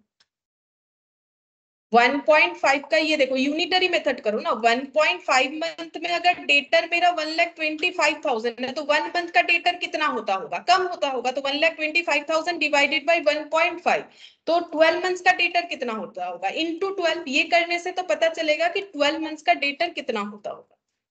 1,25,000 डिवाइडेड बाई 1.5 इंटू 12 कितना हो रहा है, 10 लाख, ठीक है। ये पूरे ईयर का डेटर हो गया, पूरे ईयर का डेटर हो गया। अच्छा पूरे ईयर का कैसा डेटर, कैश या क्रेडिट, क्रेडिट, क्योंकि ये तो क्रेडिट वैल्यू है ना, डेटर मतलब क्रेडिट ही हुआ ना, डेटर तो तभी जनरेट होता है जब क्रेडिट सेल, तो ये कितने परसेंट का आंसर है, 80%। तो हमें एक आंसर तो मिल गया, क्रेडिट सेल कितना है 10 लाख, तो ये कितने से इक्विवेलेंट है 80%। अब अगर इसमें 100% लगाओगे तो टोटल सेल मिल जाएगा, ठीक है। ऐसे करके करना पड़ेगा। अब कैलकुलेट करके देखो कितना आ रहा है,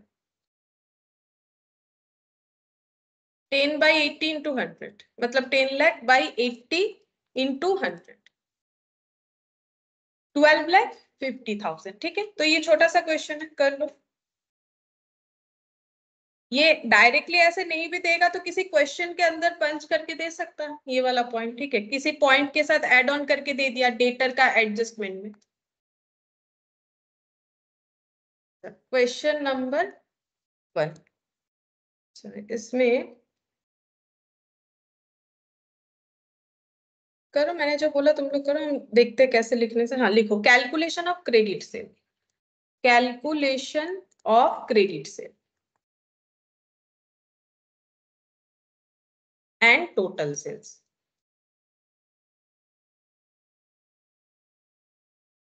अच्छा, यहाँ पर पहले हम लोग लिखते हैं, देखो, debtor allowed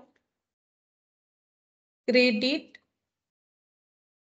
period for 1.5 month as on 31st March and as on 31st March 2021. Debtor in balance sheet is 1,25,000. ठीक है, तो हम लोग ऐसे लिख सकते हैं, therefore for 1.5 month debtor equal to 1,25,000. So for 12 months debtor equal to 1,25,000 divided by 1.5 into 12. अच्छा, तो ये कैलकुलेट करके कितना आएगा, पता चलेगा ना, 10 लाख, 10 लाख आएगा। ठीक है, ये 10 लाख आएगा। और यहाँ पर ये therefore credit sale is 10 lakh, क्योंकि डेटर से डेटा निकाला जो हम लोगों ने डेटर का यूज करके, यानी क्रेडिट सेल ही निकला। अब हम लोग निकालेंगे total sale. Now total sale is 10 lakh divided by 80% into 100%। ठीक है, तो ये हम लोग का आया 12,50,000। और ये 80% कहां से आया, as cash sale is 20%, so credit is 80%। ठीक है, क्रेडिट सेल हम लोग का 80% है। और ये जो आ रहा है ना 12 डिवाइडेड बाई 1.5, इसको एक नाम दिया जाता है। ठीक है, ये बता देते हैं, देखो कहीं अगर हमें यूज करने को मिल जाए। ये जो है ना 12/1.5 है, इसको हम लोग बोलते हैं debtor turnover period.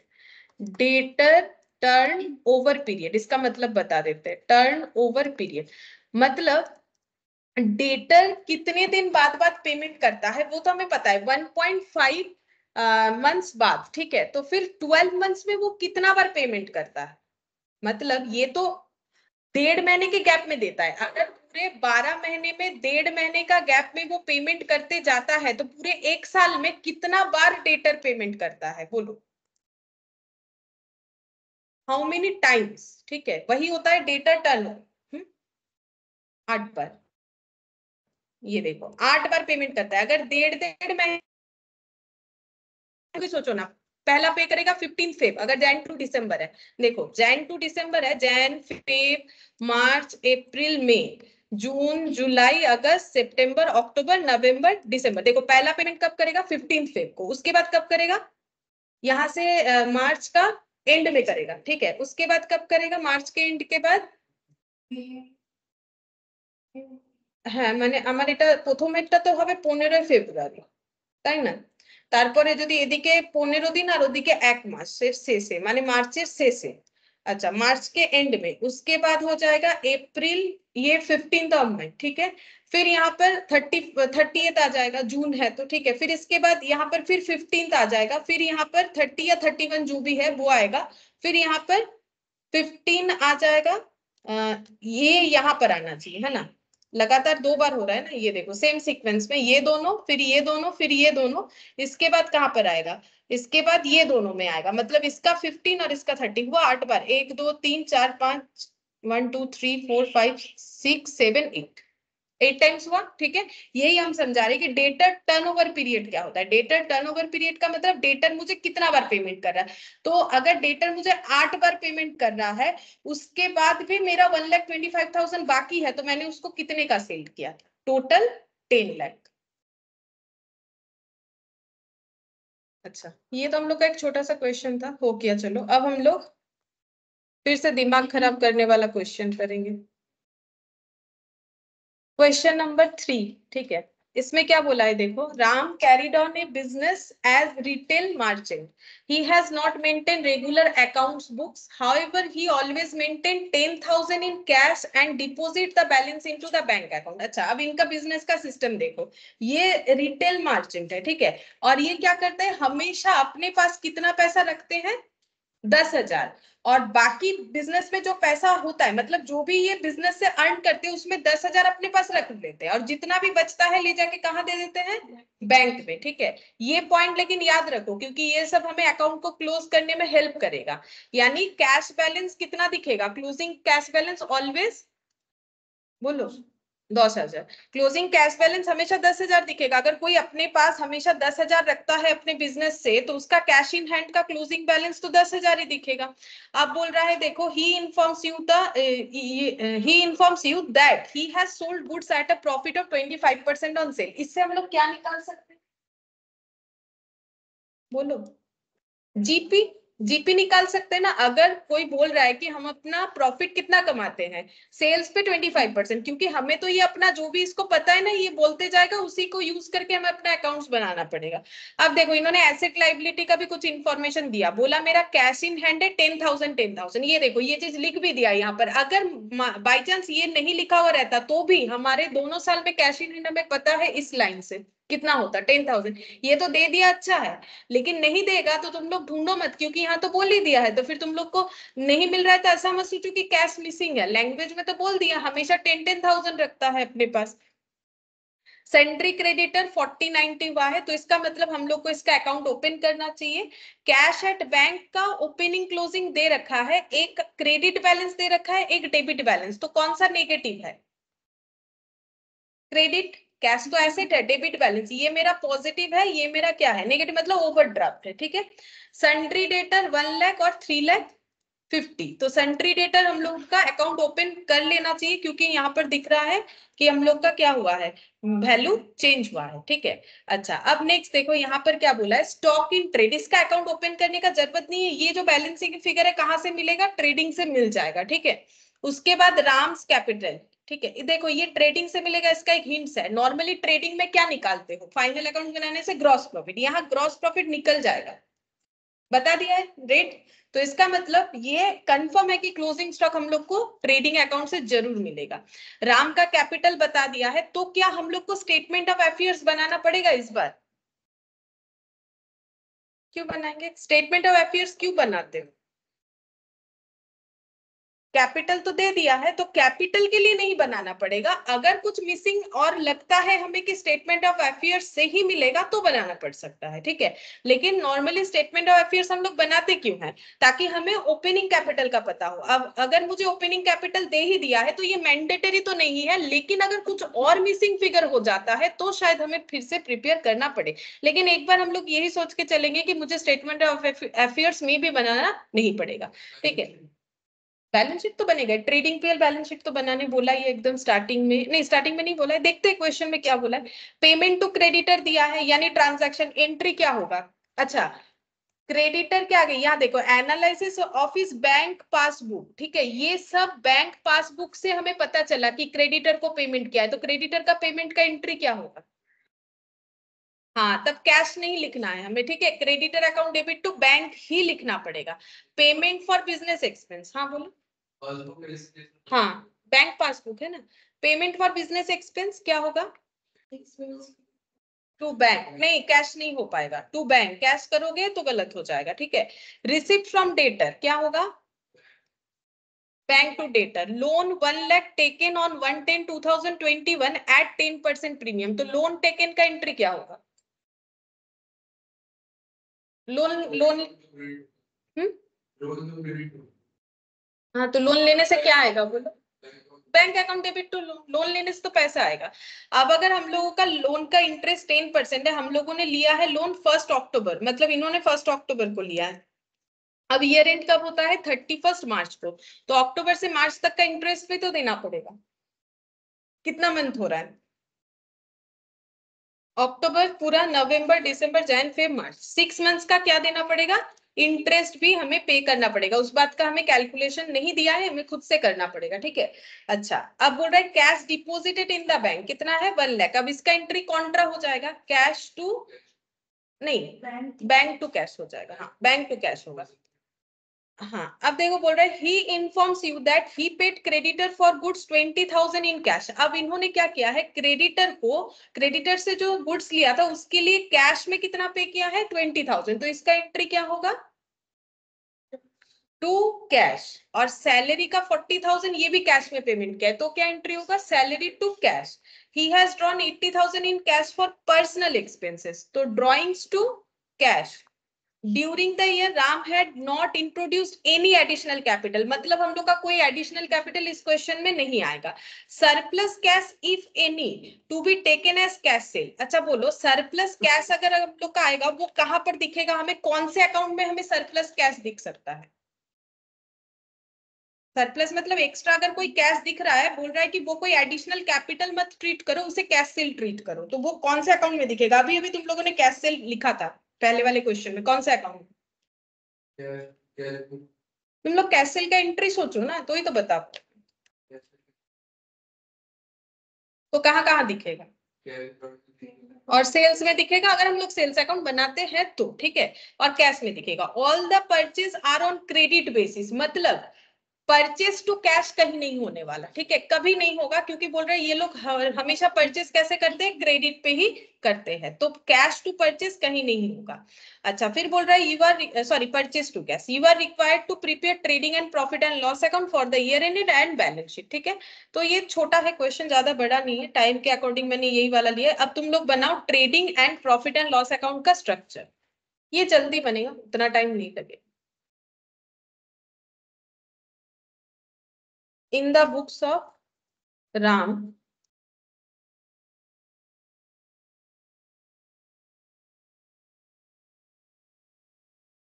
trading and profit and loss account for the year ended 31st March 2022.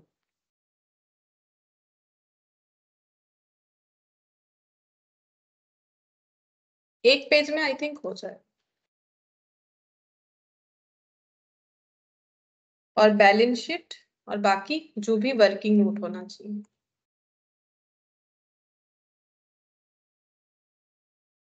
Balance sheet as on 31st of March 2022.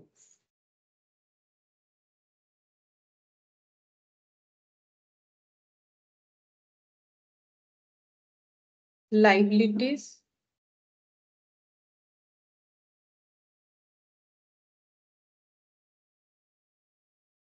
assets,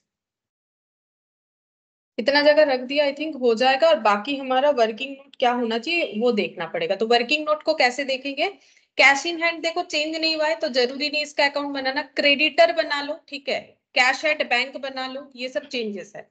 तो वर्किंग नोट नंबर 1 पहले बना लेते हैं क्रेडिटर, क्योंकि वही मुझे दिख रहा है स्टार्टिंग में।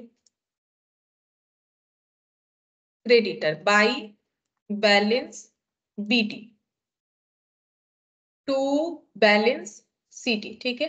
तो क्रेडिटर है हम लोग का 40 और 90, तो बाई बैलेंस बीटी 40,000 और टू बैलेंस सीटी कितना हो जाएगा 90,000। अब ये कहाँ कहाँ पुट होना चाहिए, ओपनिंग वाला स्टेटमेंट ऑफ अफेयर्स में और क्लोजिंग वाला बैलेंस शीट में। तो हम एक बार क्लोजिंग वाला लिख लेते हैं यहाँ पर, और स्टेटमेंट ऑफ अफेयर्स भी बना लो, लेकिन देखना जरूरत नहीं पड़ेगा, फिर भी एक बार बना लो तसल्ली के लिए, देख लो कि क्या हो रहा है। क्रेडिटर कितना हो जाएगा 90,000, और इधर स्टेटमेंट ऑफ अफेयर्स बनाओ वर्किंग नोट नंबर 2 में, स्टेटमेंट ऑफ अफेयर्स,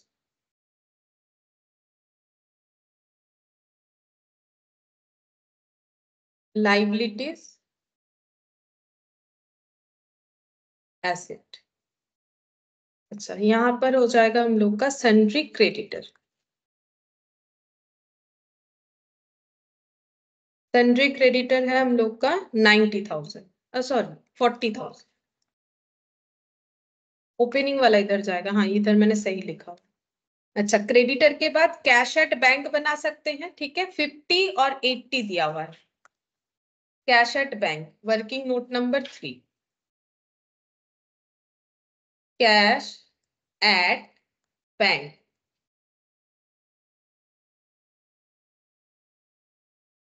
इसमें ओपनिंग वाला हम लोगों का नेगेटिव है, तो किधर लिखना पड़ेगा, बाई बैलेंस बीडी, कितना हो जाएगा 50,000। और क्लोजिंग वाला किधर लिखोगे,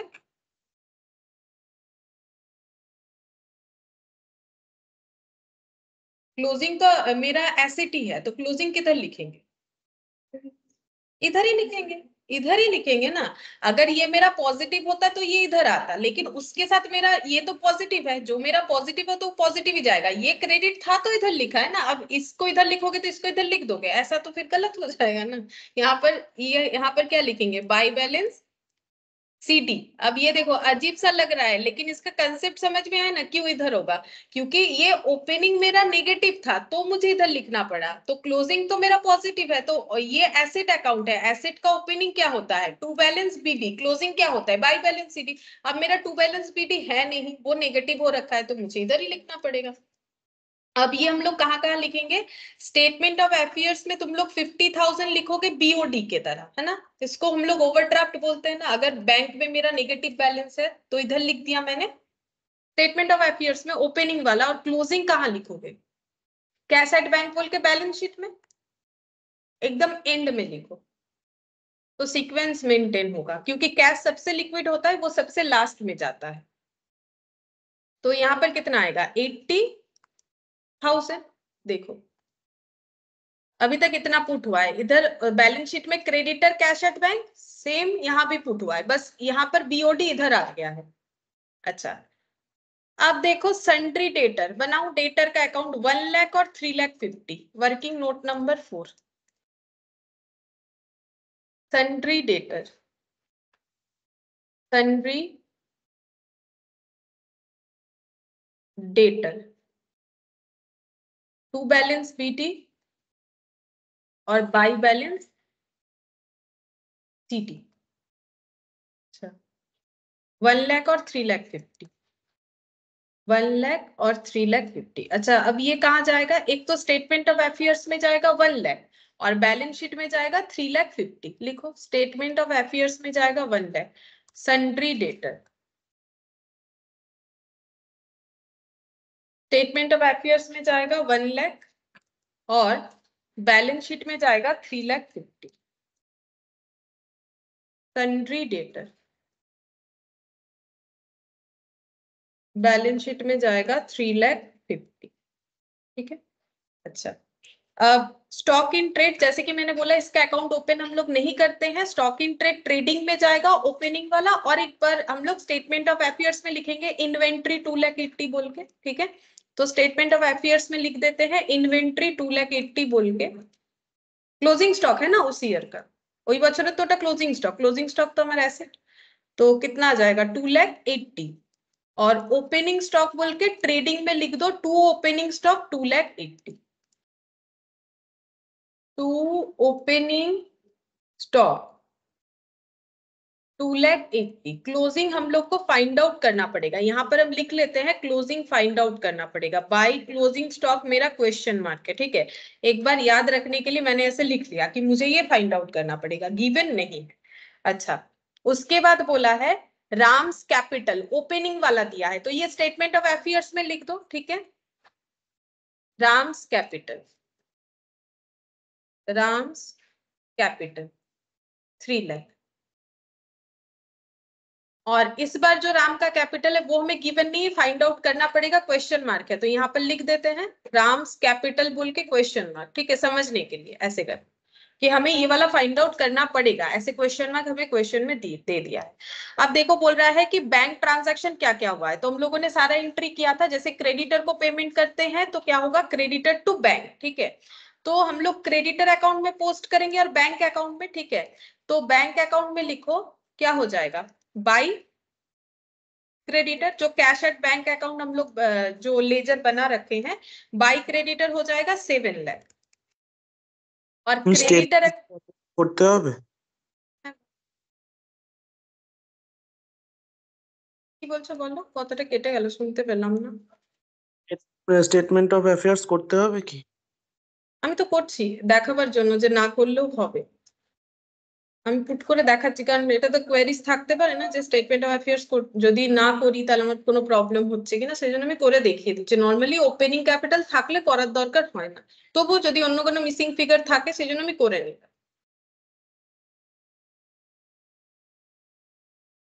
ঠিক আছে, করেছি তো। अच्छा, अब क्रेडिटर में नेक्स्ट क्या लिखेंगे? क्रेडिटर टू, क्रॉस पोस्टिंग करो, creditor to bank 7 lakh, creditor to bank 7 lakh हो गया। अच्छा, पेमेंट फॉर बिजनेस एक्सपेंसेस तो क्या हो जाएगा? By business expense, by business expense कितना है? अच्छा, 1,20,000।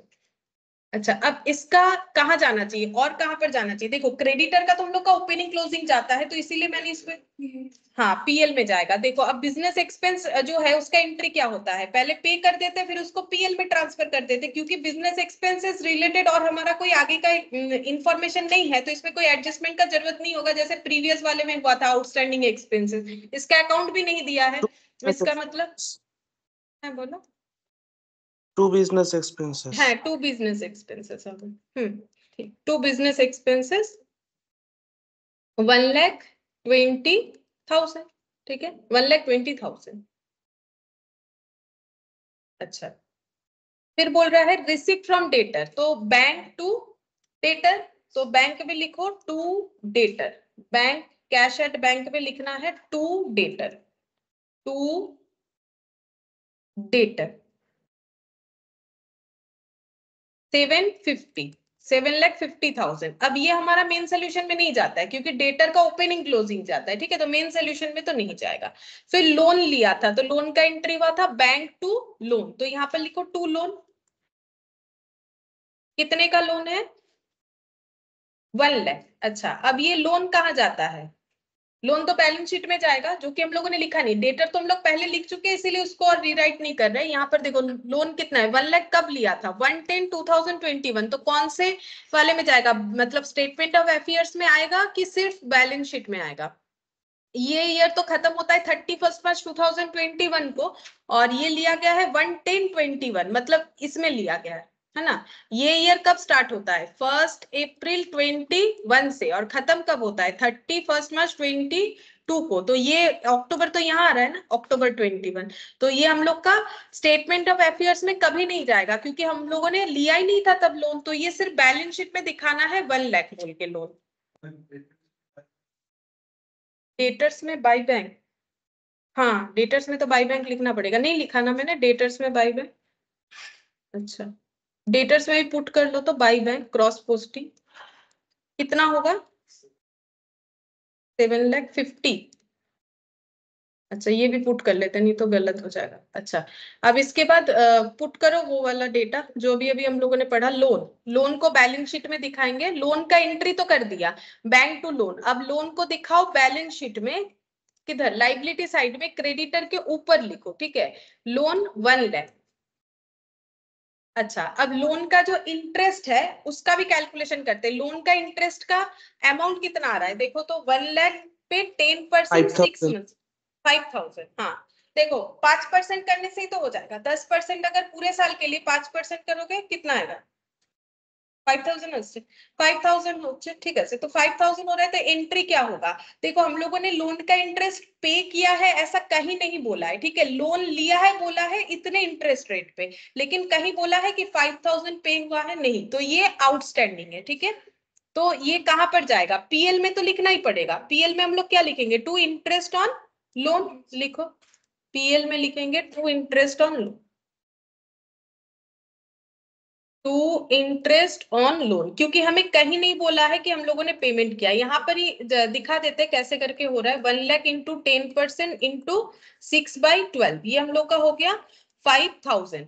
अच्छा, अगर हम लोगों ने पे नहीं किया है तो ये आउटस्टैंडिंग हो गया है, आउटस्टैंडिंग हो गया है तो कहाँ दिखेगा? Ma'am balance sheet liabilities. है balance sheet liability, balance sheet में लाइबिलिटी साइड में दिखेगा। तो यहाँ पर लिख देते हैं, क्रेडिटर के नीचे मुझे जगह मिल रहा है आउटस्टैंडिंग इंटरेस्ट ऑन लोन। ठीक है, अगर तुम लोग चाहो तो 1 लाख के साथ ऐड करके भी लिख सकते हो, क्योंकि मैंने बाद में कैलकुलेट किया तो इसके नीचे लिख दिया, एक ही बात है। ठीक है, आउटस्टैंडिंग इंटरेस्ट ऑन लोन। अब ये कभी स्टेटमेंट ऑफ अफेयर्स में जाएगा नहीं, क्योंकि लोन तब लिया ही नहीं था, तो फिर इसको भी लिखना नहीं है हमें। ठीक है, अच्छा, इसके बाद कैश डिपॉजिट किया है तो इसका एंट्री होगा बैंक टू कैश। ठीक है, तो ये तो हमारा बैंक अकाउंट है, तो यहाँ पर सिर्फ टू कैश लिखेंगे, यहाँ तो कॉन्ट्रा एंट्री नहीं दिखा पाएंगे, हम लोगों ने तो कैश बुक बनाया नहीं है। ठीक है, बाय बैंक टू कैश कितना हो जाएगा? 1 लाख।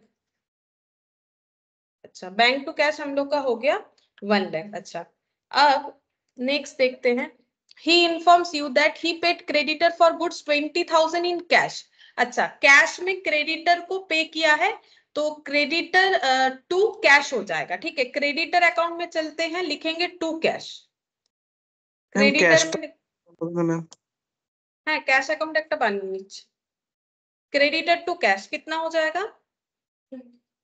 20,000। ठीक है, अगर कैश अकाउंट बनाना चाहो बना सकते हो, क्योंकि हमारा ओपनिंग क्लोजिंग सेम है तो मैंने इसलिए नहीं बनाया, बना लो। ठीक है, ये भी क्लैरिटी हो जाएगा, बना लो स्टेटमेंट ऑफ अफेयर्स की तरह, इसके लास्ट में बना लो, कोई प्रॉब्लम नहीं। यहाँ पर बनाओ वर्किंग नोट नंबर 5, यहाँ पर एक कैश अकाउंट भी बना लो, कैश अकाउंट बना लो जिसका ओपनिंग क्लोजिंग तो बराबर है, नहीं भी बनाते तो भी चलेगा, फिर भी एक बार बनाना चाहते हो तो बना लो। यहाँ पर हो गया 10,000, यहाँ पर हो जाएगा 10,000। अच्छा, तो अगर हम लोग कैश अकाउंट बनाते हैं तो हम लोग का अभी अभी हम लोगों ने कैश रिलेटेड कौन सा एंट्री लिखा? क्रेडिटर टू कैश, तो क्या लिखेंगे? By creditor. बाई क्रेडिटर कितना हो जाएगा? 20,000। और अभी एक क्रॉस पोस्टिंग हो रहा था ना, कॉन्ट्रा एंट्री हम लोग का, cash deposited into the bank, तो एंट्री क्या हो रहा था? बैंक टू कैश, तो यहाँ पर क्या लिखना पड़ेगा? By bank. बाई बैंक बोल के 1 लाख। अगर तुम लोग चाहो तो दोनों को एक जगह पे कैश बुक की तरह भी बना सकते हो। ठीक है, और बाकी अगर कैश नहीं भी बनाओगे कोई इश्यूज नहीं होगा, क्योंकि दोनों में ही 10,000 है। ठीक है, अच्छा, अब देखो नेक्स्ट यहाँ पर कैश तो पे कर दिया है क्रेडिटर को, फिर बोल रहा है सैलरी भी 40,000 कैश में पे किया है, तो बाई सैलरी होगा कैश अकाउंट में कितना? 40,000। अब ये सैलरी कहाँ जाएगा? पीएल में। ठीक है, इससे तो कोई एडजस्टमेंट है नहीं कि मुझे एडजस्ट करके कुछ लिखना पड़ेगा, तो डायरेक्टली हम लोग 40,000 लिख सकते हैं टू सैलरी 40,000। ठीक है, अच्छा, सैलरी के बाद बोल रहा है 80,000 पर्सनल यूज के लिए कैश विथड्रॉन हुआ है, तो ड्रॉइंग्स टू कैश। ठीक है, तो यहाँ राम्स कैपिटल के नीचे बैलेंस शीट में हम लोग लेस ड्रॉइंग्स लिखेंगे, सोल्यूशन में ड्रॉइंग्स हम लोग का कितना हो जाएगा? 80,000। कैश अकाउंट में लिखना पड़ेगा बाई ड्रॉइंग्स। ठीक है, कैश अकाउंट में लिख लो बाई ड्रॉइंग्स। बाई ड्रॉइंग्स हो जाएगा 80,000।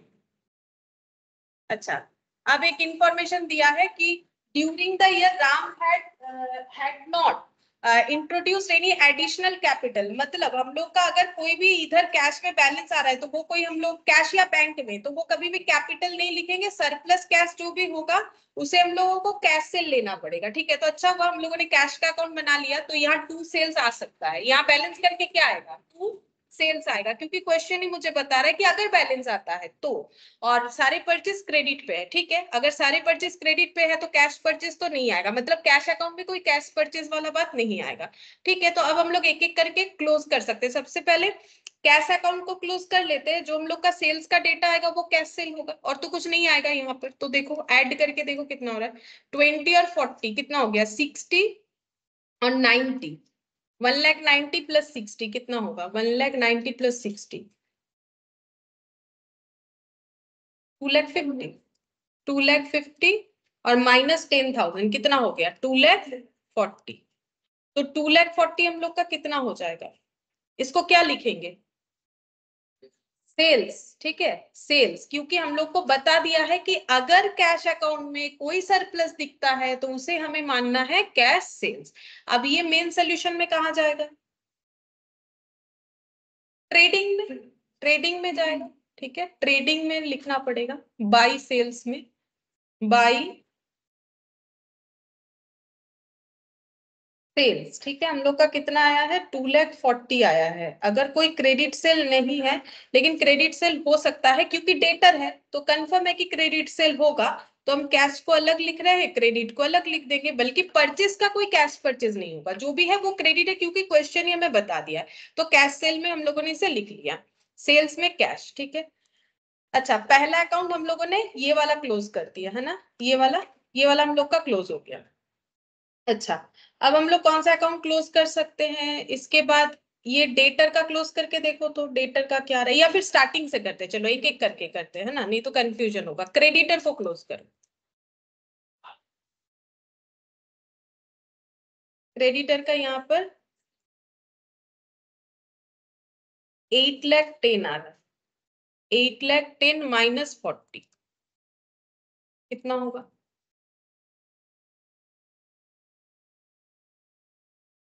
7,70,000। इसको क्या बोलेंगे? बाई परचेज, क्योंकि हमें तो बोला ही only and only credit purchase ही इनका परचेज का कंसेप्ट है।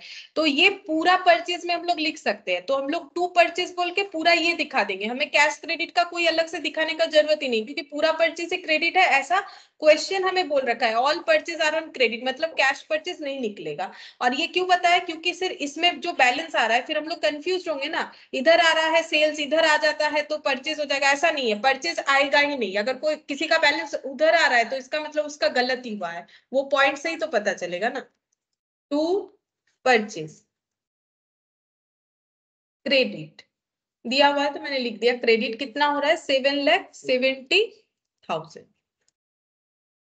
अच्छा, पहला अकाउंट हम लोगों ने क्रेडिटर का क्लोज कर दिया। अब चलो स्टेटमेंट ऑफ अफेयर्स को देखते हैं, ये क्लोज होने पे बैलेंस क्या मैच हो जाता है, देखो तो।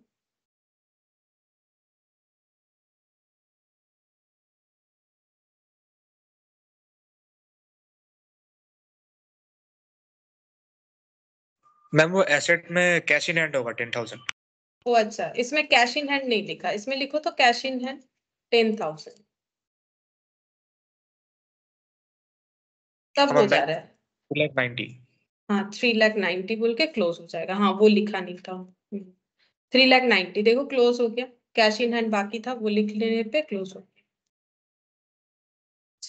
मतलब ये अगर नहीं भी बनाते तो भी चलता, इसमें कोई इतना दिक्कत नहीं था, लेकिन कैश बनाना पड़ा, ठीक है। अब कैश एट बैंक, इसको क्लोज करो, देखो क्या आता है। कैश एट बैंक 7,8 9,50,000 90 है, अरे देखिए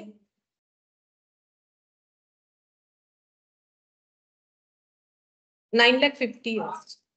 अच्छा, ये मैच हो गया, ठीक है। इसमें कोई बैलेंस नहीं आया, क्योंकि बैंकिंग जो ट्रांजैक्शन दिया था, ओपनिंग क्लोजिंग सब बता दिया था, बैलेंसिंग फिगर इसमें कुछ नहीं है, क्योंकि हमारा कोई परचेज क्रेडिट है भी नहीं, और बोला है जो भी होता है वो कैश कैश सेल होता है, सरप्लस वगैरह, तो यहाँ कुछ नहीं आया। चलो, और तो कुछ नहीं करना पड़ेगा। अब ये डेटर को क्लोज कर लेते हैं, चलो डेटर का देखो कितना होगा। डेटर का ये हो गया 7 और 3 10,00,000 11,00,000, ठीक है। 11,00,000 11,00,000 माइनस 1,00,000 10,00,000, 10,00,000 का क्या आ जाएगा? Credit sales. Credit sales, debtor to sales credit balancing figure, 10,00,000 हम लोग का क्रेडिट सेल आ गया। अब ये कहां पर लिखेंगे हम लोग? ट्रेडिंग अकाउंट में क्रेडिट सेल का जगह रखा था हम लोगों ने, वहां पर लिख लेंगे, यहाँ पर क्रेडिट बोल के, क्रेडिट बोल के 10,00,000 ना, 10,00,000, 10,00,000 और 2,40,000 मतलब 12,40,000। अच्छा, अब देखते हैं कोई और अकाउंट हम लोग का क्लोज होने का बाकी नहीं है। चलो अब हम लोग मेन सोल्यूशन में जाते हैं।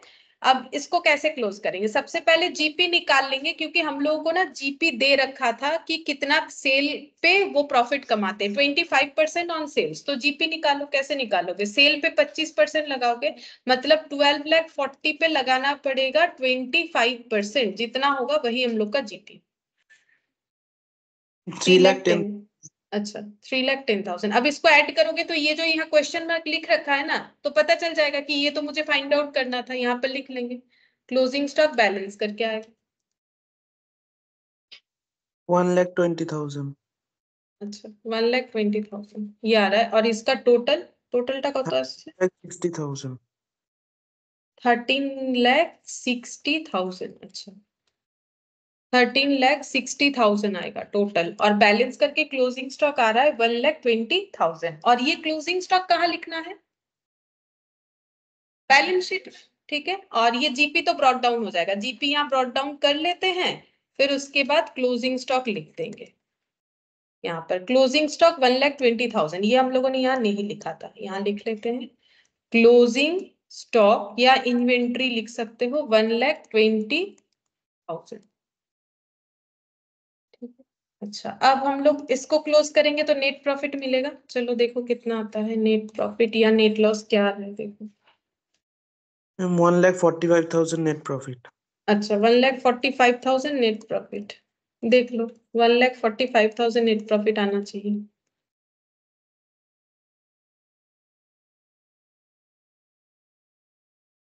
$3,10,000 तो इधर आ ही रहा है, बाकी इधर माइनस करके देख लो। अब ये नेट प्रॉफिट हम लोग कैपिटल में ऐड करेंगे। Add net profit 1,45,000। यहाँ पर नेट प्रॉफिट 1,45,000। ठीक है। अच्छा, अब राम का कैपिटल कैसे निकालेंगे? यहाँ राम का कैपिटल कितना लिखेंगे? ओपनिंग में बोलो कितना लिखेंगे? 3 लाख तो लिख सकते ना। ये तो मतलब ये इस साल का क्लोजिंग था, लेकिन यहाँ पर 3 लाख नहीं लिखेंगे, ये तो ओपनिंग कैपिटल है। जो स्टेटमेंट ऑफ अफेयर्स में रहता है वही तो हम लोग लिखते हैं, वो गिवन था, चलो लिखे ना 3 लाख। ठीक है, मैंने यहाँ क्वेश्चन मार्क दे दिया था, वो हम लोग तब भी लिख सकते थे। ठीक है, क्योंकि हाँ क्यों, ये तो हम लोग निकालते हैं नॉर्मली, यही वाला तो बैलेंस शीट में लिखते हैं। ये तो इस साल का क्लोजिंग है, तो यहाँ ओपनिंग लिखोगे तब तो क्लोजिंग आएगा। नहीं समझ में आया? ये देखो, ये वाला कौन सा ईयर है? ये है 31 मार्च 2022। यहाँ का हमें कैपिटल बोला है, तो तुम लोग जब ट्रायल बैलेंस से कैपिटल लेते हो तो कौन सा लेते हो? ट्रायल बैलेंस का कैपिटल ही तो लिखते हो। तो इन्होंने बताया यहाँ पर कैपिटल कितना था, 3 लाख। तुम लोग कहाँ से लेते हो? स्टेटमेंट ऑफ अफेयर्स से लेते हो, तो वहां तो ऑलरेडी अपियर कर ही रहा है। আমরা নরমালি এটা ক্যালকুলেট করি, যদি আমার দেয়াই আছে তো আমি ওটাই নিয়ে নেবো না। বুঝতে পারলে এবারে? ये तो दिया हुआ ही था, हम लोग को बोला था जो क्वेश्चन मार्क दिया है ना, वो किस बात का दिया है बोलो तो? अभी कितना आएगा। ठीक है, राम्स कैपिटल अभी कितना आएगा, है ना? ये तो हमें दिया हुआ ही है, तो हम लोग ओपनिंग बोल के लिख ही सकते थे। ये मैंने क्या लिखा, ये इस बार का कैपिटल नहीं है, ये तो प्रीवियस वाला ही है, उसमें ये इफेक्ट हुआ। अब क्लोजिंग निकालो कितना हो रहा है। 445 माइनस 80,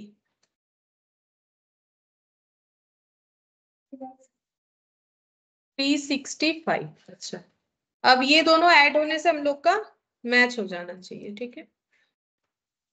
अच्छा, इसमें भी कैश इन हैंड नहीं लिखा था मैंने, इसमें भी लिखना पड़ेगा, है ना? 10,000 कैश इन हैंड नीचे लिख देते हैं, यहाँ 10,000। यहाँ पर हम लोग लिखना भूल गए थे, एक्चुअली कैश अकाउंट नहीं किया, उसको स्किप करके चले गए थे, इसीलिए 2 लाख 2 लाख और 3 5,60,000, 5,60,000 आ रहा है। अरे देखिए 5,60,000 होगा। 3 और 4 लाख और এখানে হলো 4,70,000 আর 90, 470 আর 90, 560। हाँ आ रहा है, मैच तो हो रहा है। ठीक है, वो कैपिटल मैंने ये क्वेश्चन मार्क लिख दिया, ये क्वेश्चन मार्क यहाँ देना चाहिए था, है ना हम लोगों को, ये तो हम लोग को लिख ही लेना चाहिए था, এটা আমাদের লিখে নেওয়াই উচিত ছিল, তাহলে কনফিউশনটা হতো না যেটা হলো। এখানে কোয়েশ্চেন মার্কটা আমার এই জায়গাতে দেওয়া উচিত ছিল, তাহলে এখানে আমরা 3 লাখটা লিখে নিতে পারবো, কারণ আমার তো গিভেনই আছে। নরমালি আমরা কি করি, স্টেটমেন্ট অফ অ্যাফেয়ার্স থেকে ওটাকে পিক করি, হ্যাঁ, তো এটা তো অলরেডি আমার দেয়া আছে। এইটা দরকারই ছিল না এই অ্যাকাউন্টটা বানাবার, কিন্তু হ্যাঁ এটা আমি ভাবছিলাম দরকার নেই, কিন্তু এটা না বানালে ये प्रिपेयर करना ही पड़ता। उसका रीजन क्या था, क्योंकि हमें बोल दिया है कि अगर सरप्लस आया तो कैश सेल है, तो फिर तो चेक करना पड़ेगा सरप्लस आ रहा है कि नहीं, तो ये तो मैंडेटरी है, कुछ बनाओ या ना बनाओ ये, लेकिन बनना ही चाहिए कैश अकाउंट, ठीक है। बाकी तो देखो ये भी बनना चाहिए, तो क्या बनेगा नहीं बनेगा ना, वो हमेशा हमें चेक कर लेना चाहिए कि अकाउंट्स का बैलेंस क्या बोल रहा है, किसके बारे में एडिशनल इंफॉर्मेशन है। अब देखो यहाँ पर 10,000 जरूर था, लेकिन इसका एडिशनल इंफॉर्मेशन था नीचे, क्या था कि सरप्लस अगर कैश में आता है तो वो कैश सेल होगा, फिर हमें समझ लेना चाहिए कि हमें कैश अकाउंट क्या करना पड़ेगा, प्रिपेयर करना पड़ेगा, ठीक है। तो इसीलिए बाकी 10,000 है, तो अगर ये वाला पॉइंट नहीं रहता ना, तो फिर कैश अकाउंट बनाने का कोई मतलब ही नहीं रहता। जैसे कि हम लोगों ने स्टेटमेंट ऑफ अफेयर्स बनाए, लेकिन इसका तो कोई यूज हुआ नहीं पैसे का खास, ठीक है। और यहाँ और एक अच्छा पॉइंट था, बैंक का हम लोग का दोनों मतलब ओपनिंग का नेगेटिव और क्लोजिंग का हमें पॉजिटिव दिया। ऐसा देने से तुम लोग ऐसा मत सोच लो कि दोनों एक ही साइड में कैसे आएगा, ऐसा हो सकता है, या तो दोनों इधर आ गया, ऐसा भी हो सकता है। तो इस बात का भी तुम लोग ध्यान रख सकते हो। ये एक अच्छा पॉइंट था इस क्वेश्चन में, कि जब हम लोग इसको लिख रहे थे कि एक ही साइड में दोनों डेटा आ रहा था, ठीक है। तो हम लोग का देखो ये भी कंप्लीट हो गया। फिर नेक्स्ट दिन बाकी बचा हुआ क्वेश्चन में से जितना हो पाएगा उतना करेंगे, ठीक है। आई थिंक नेक्स्ट क्लास में तो पूरा नहीं होगा, उसके बाद वाले क्लास में शायद आधे घंटे में हो जाएगा, ठीक है। फिर आज इतना ही करते, थैंक यू मैम। ठीक है, बाय।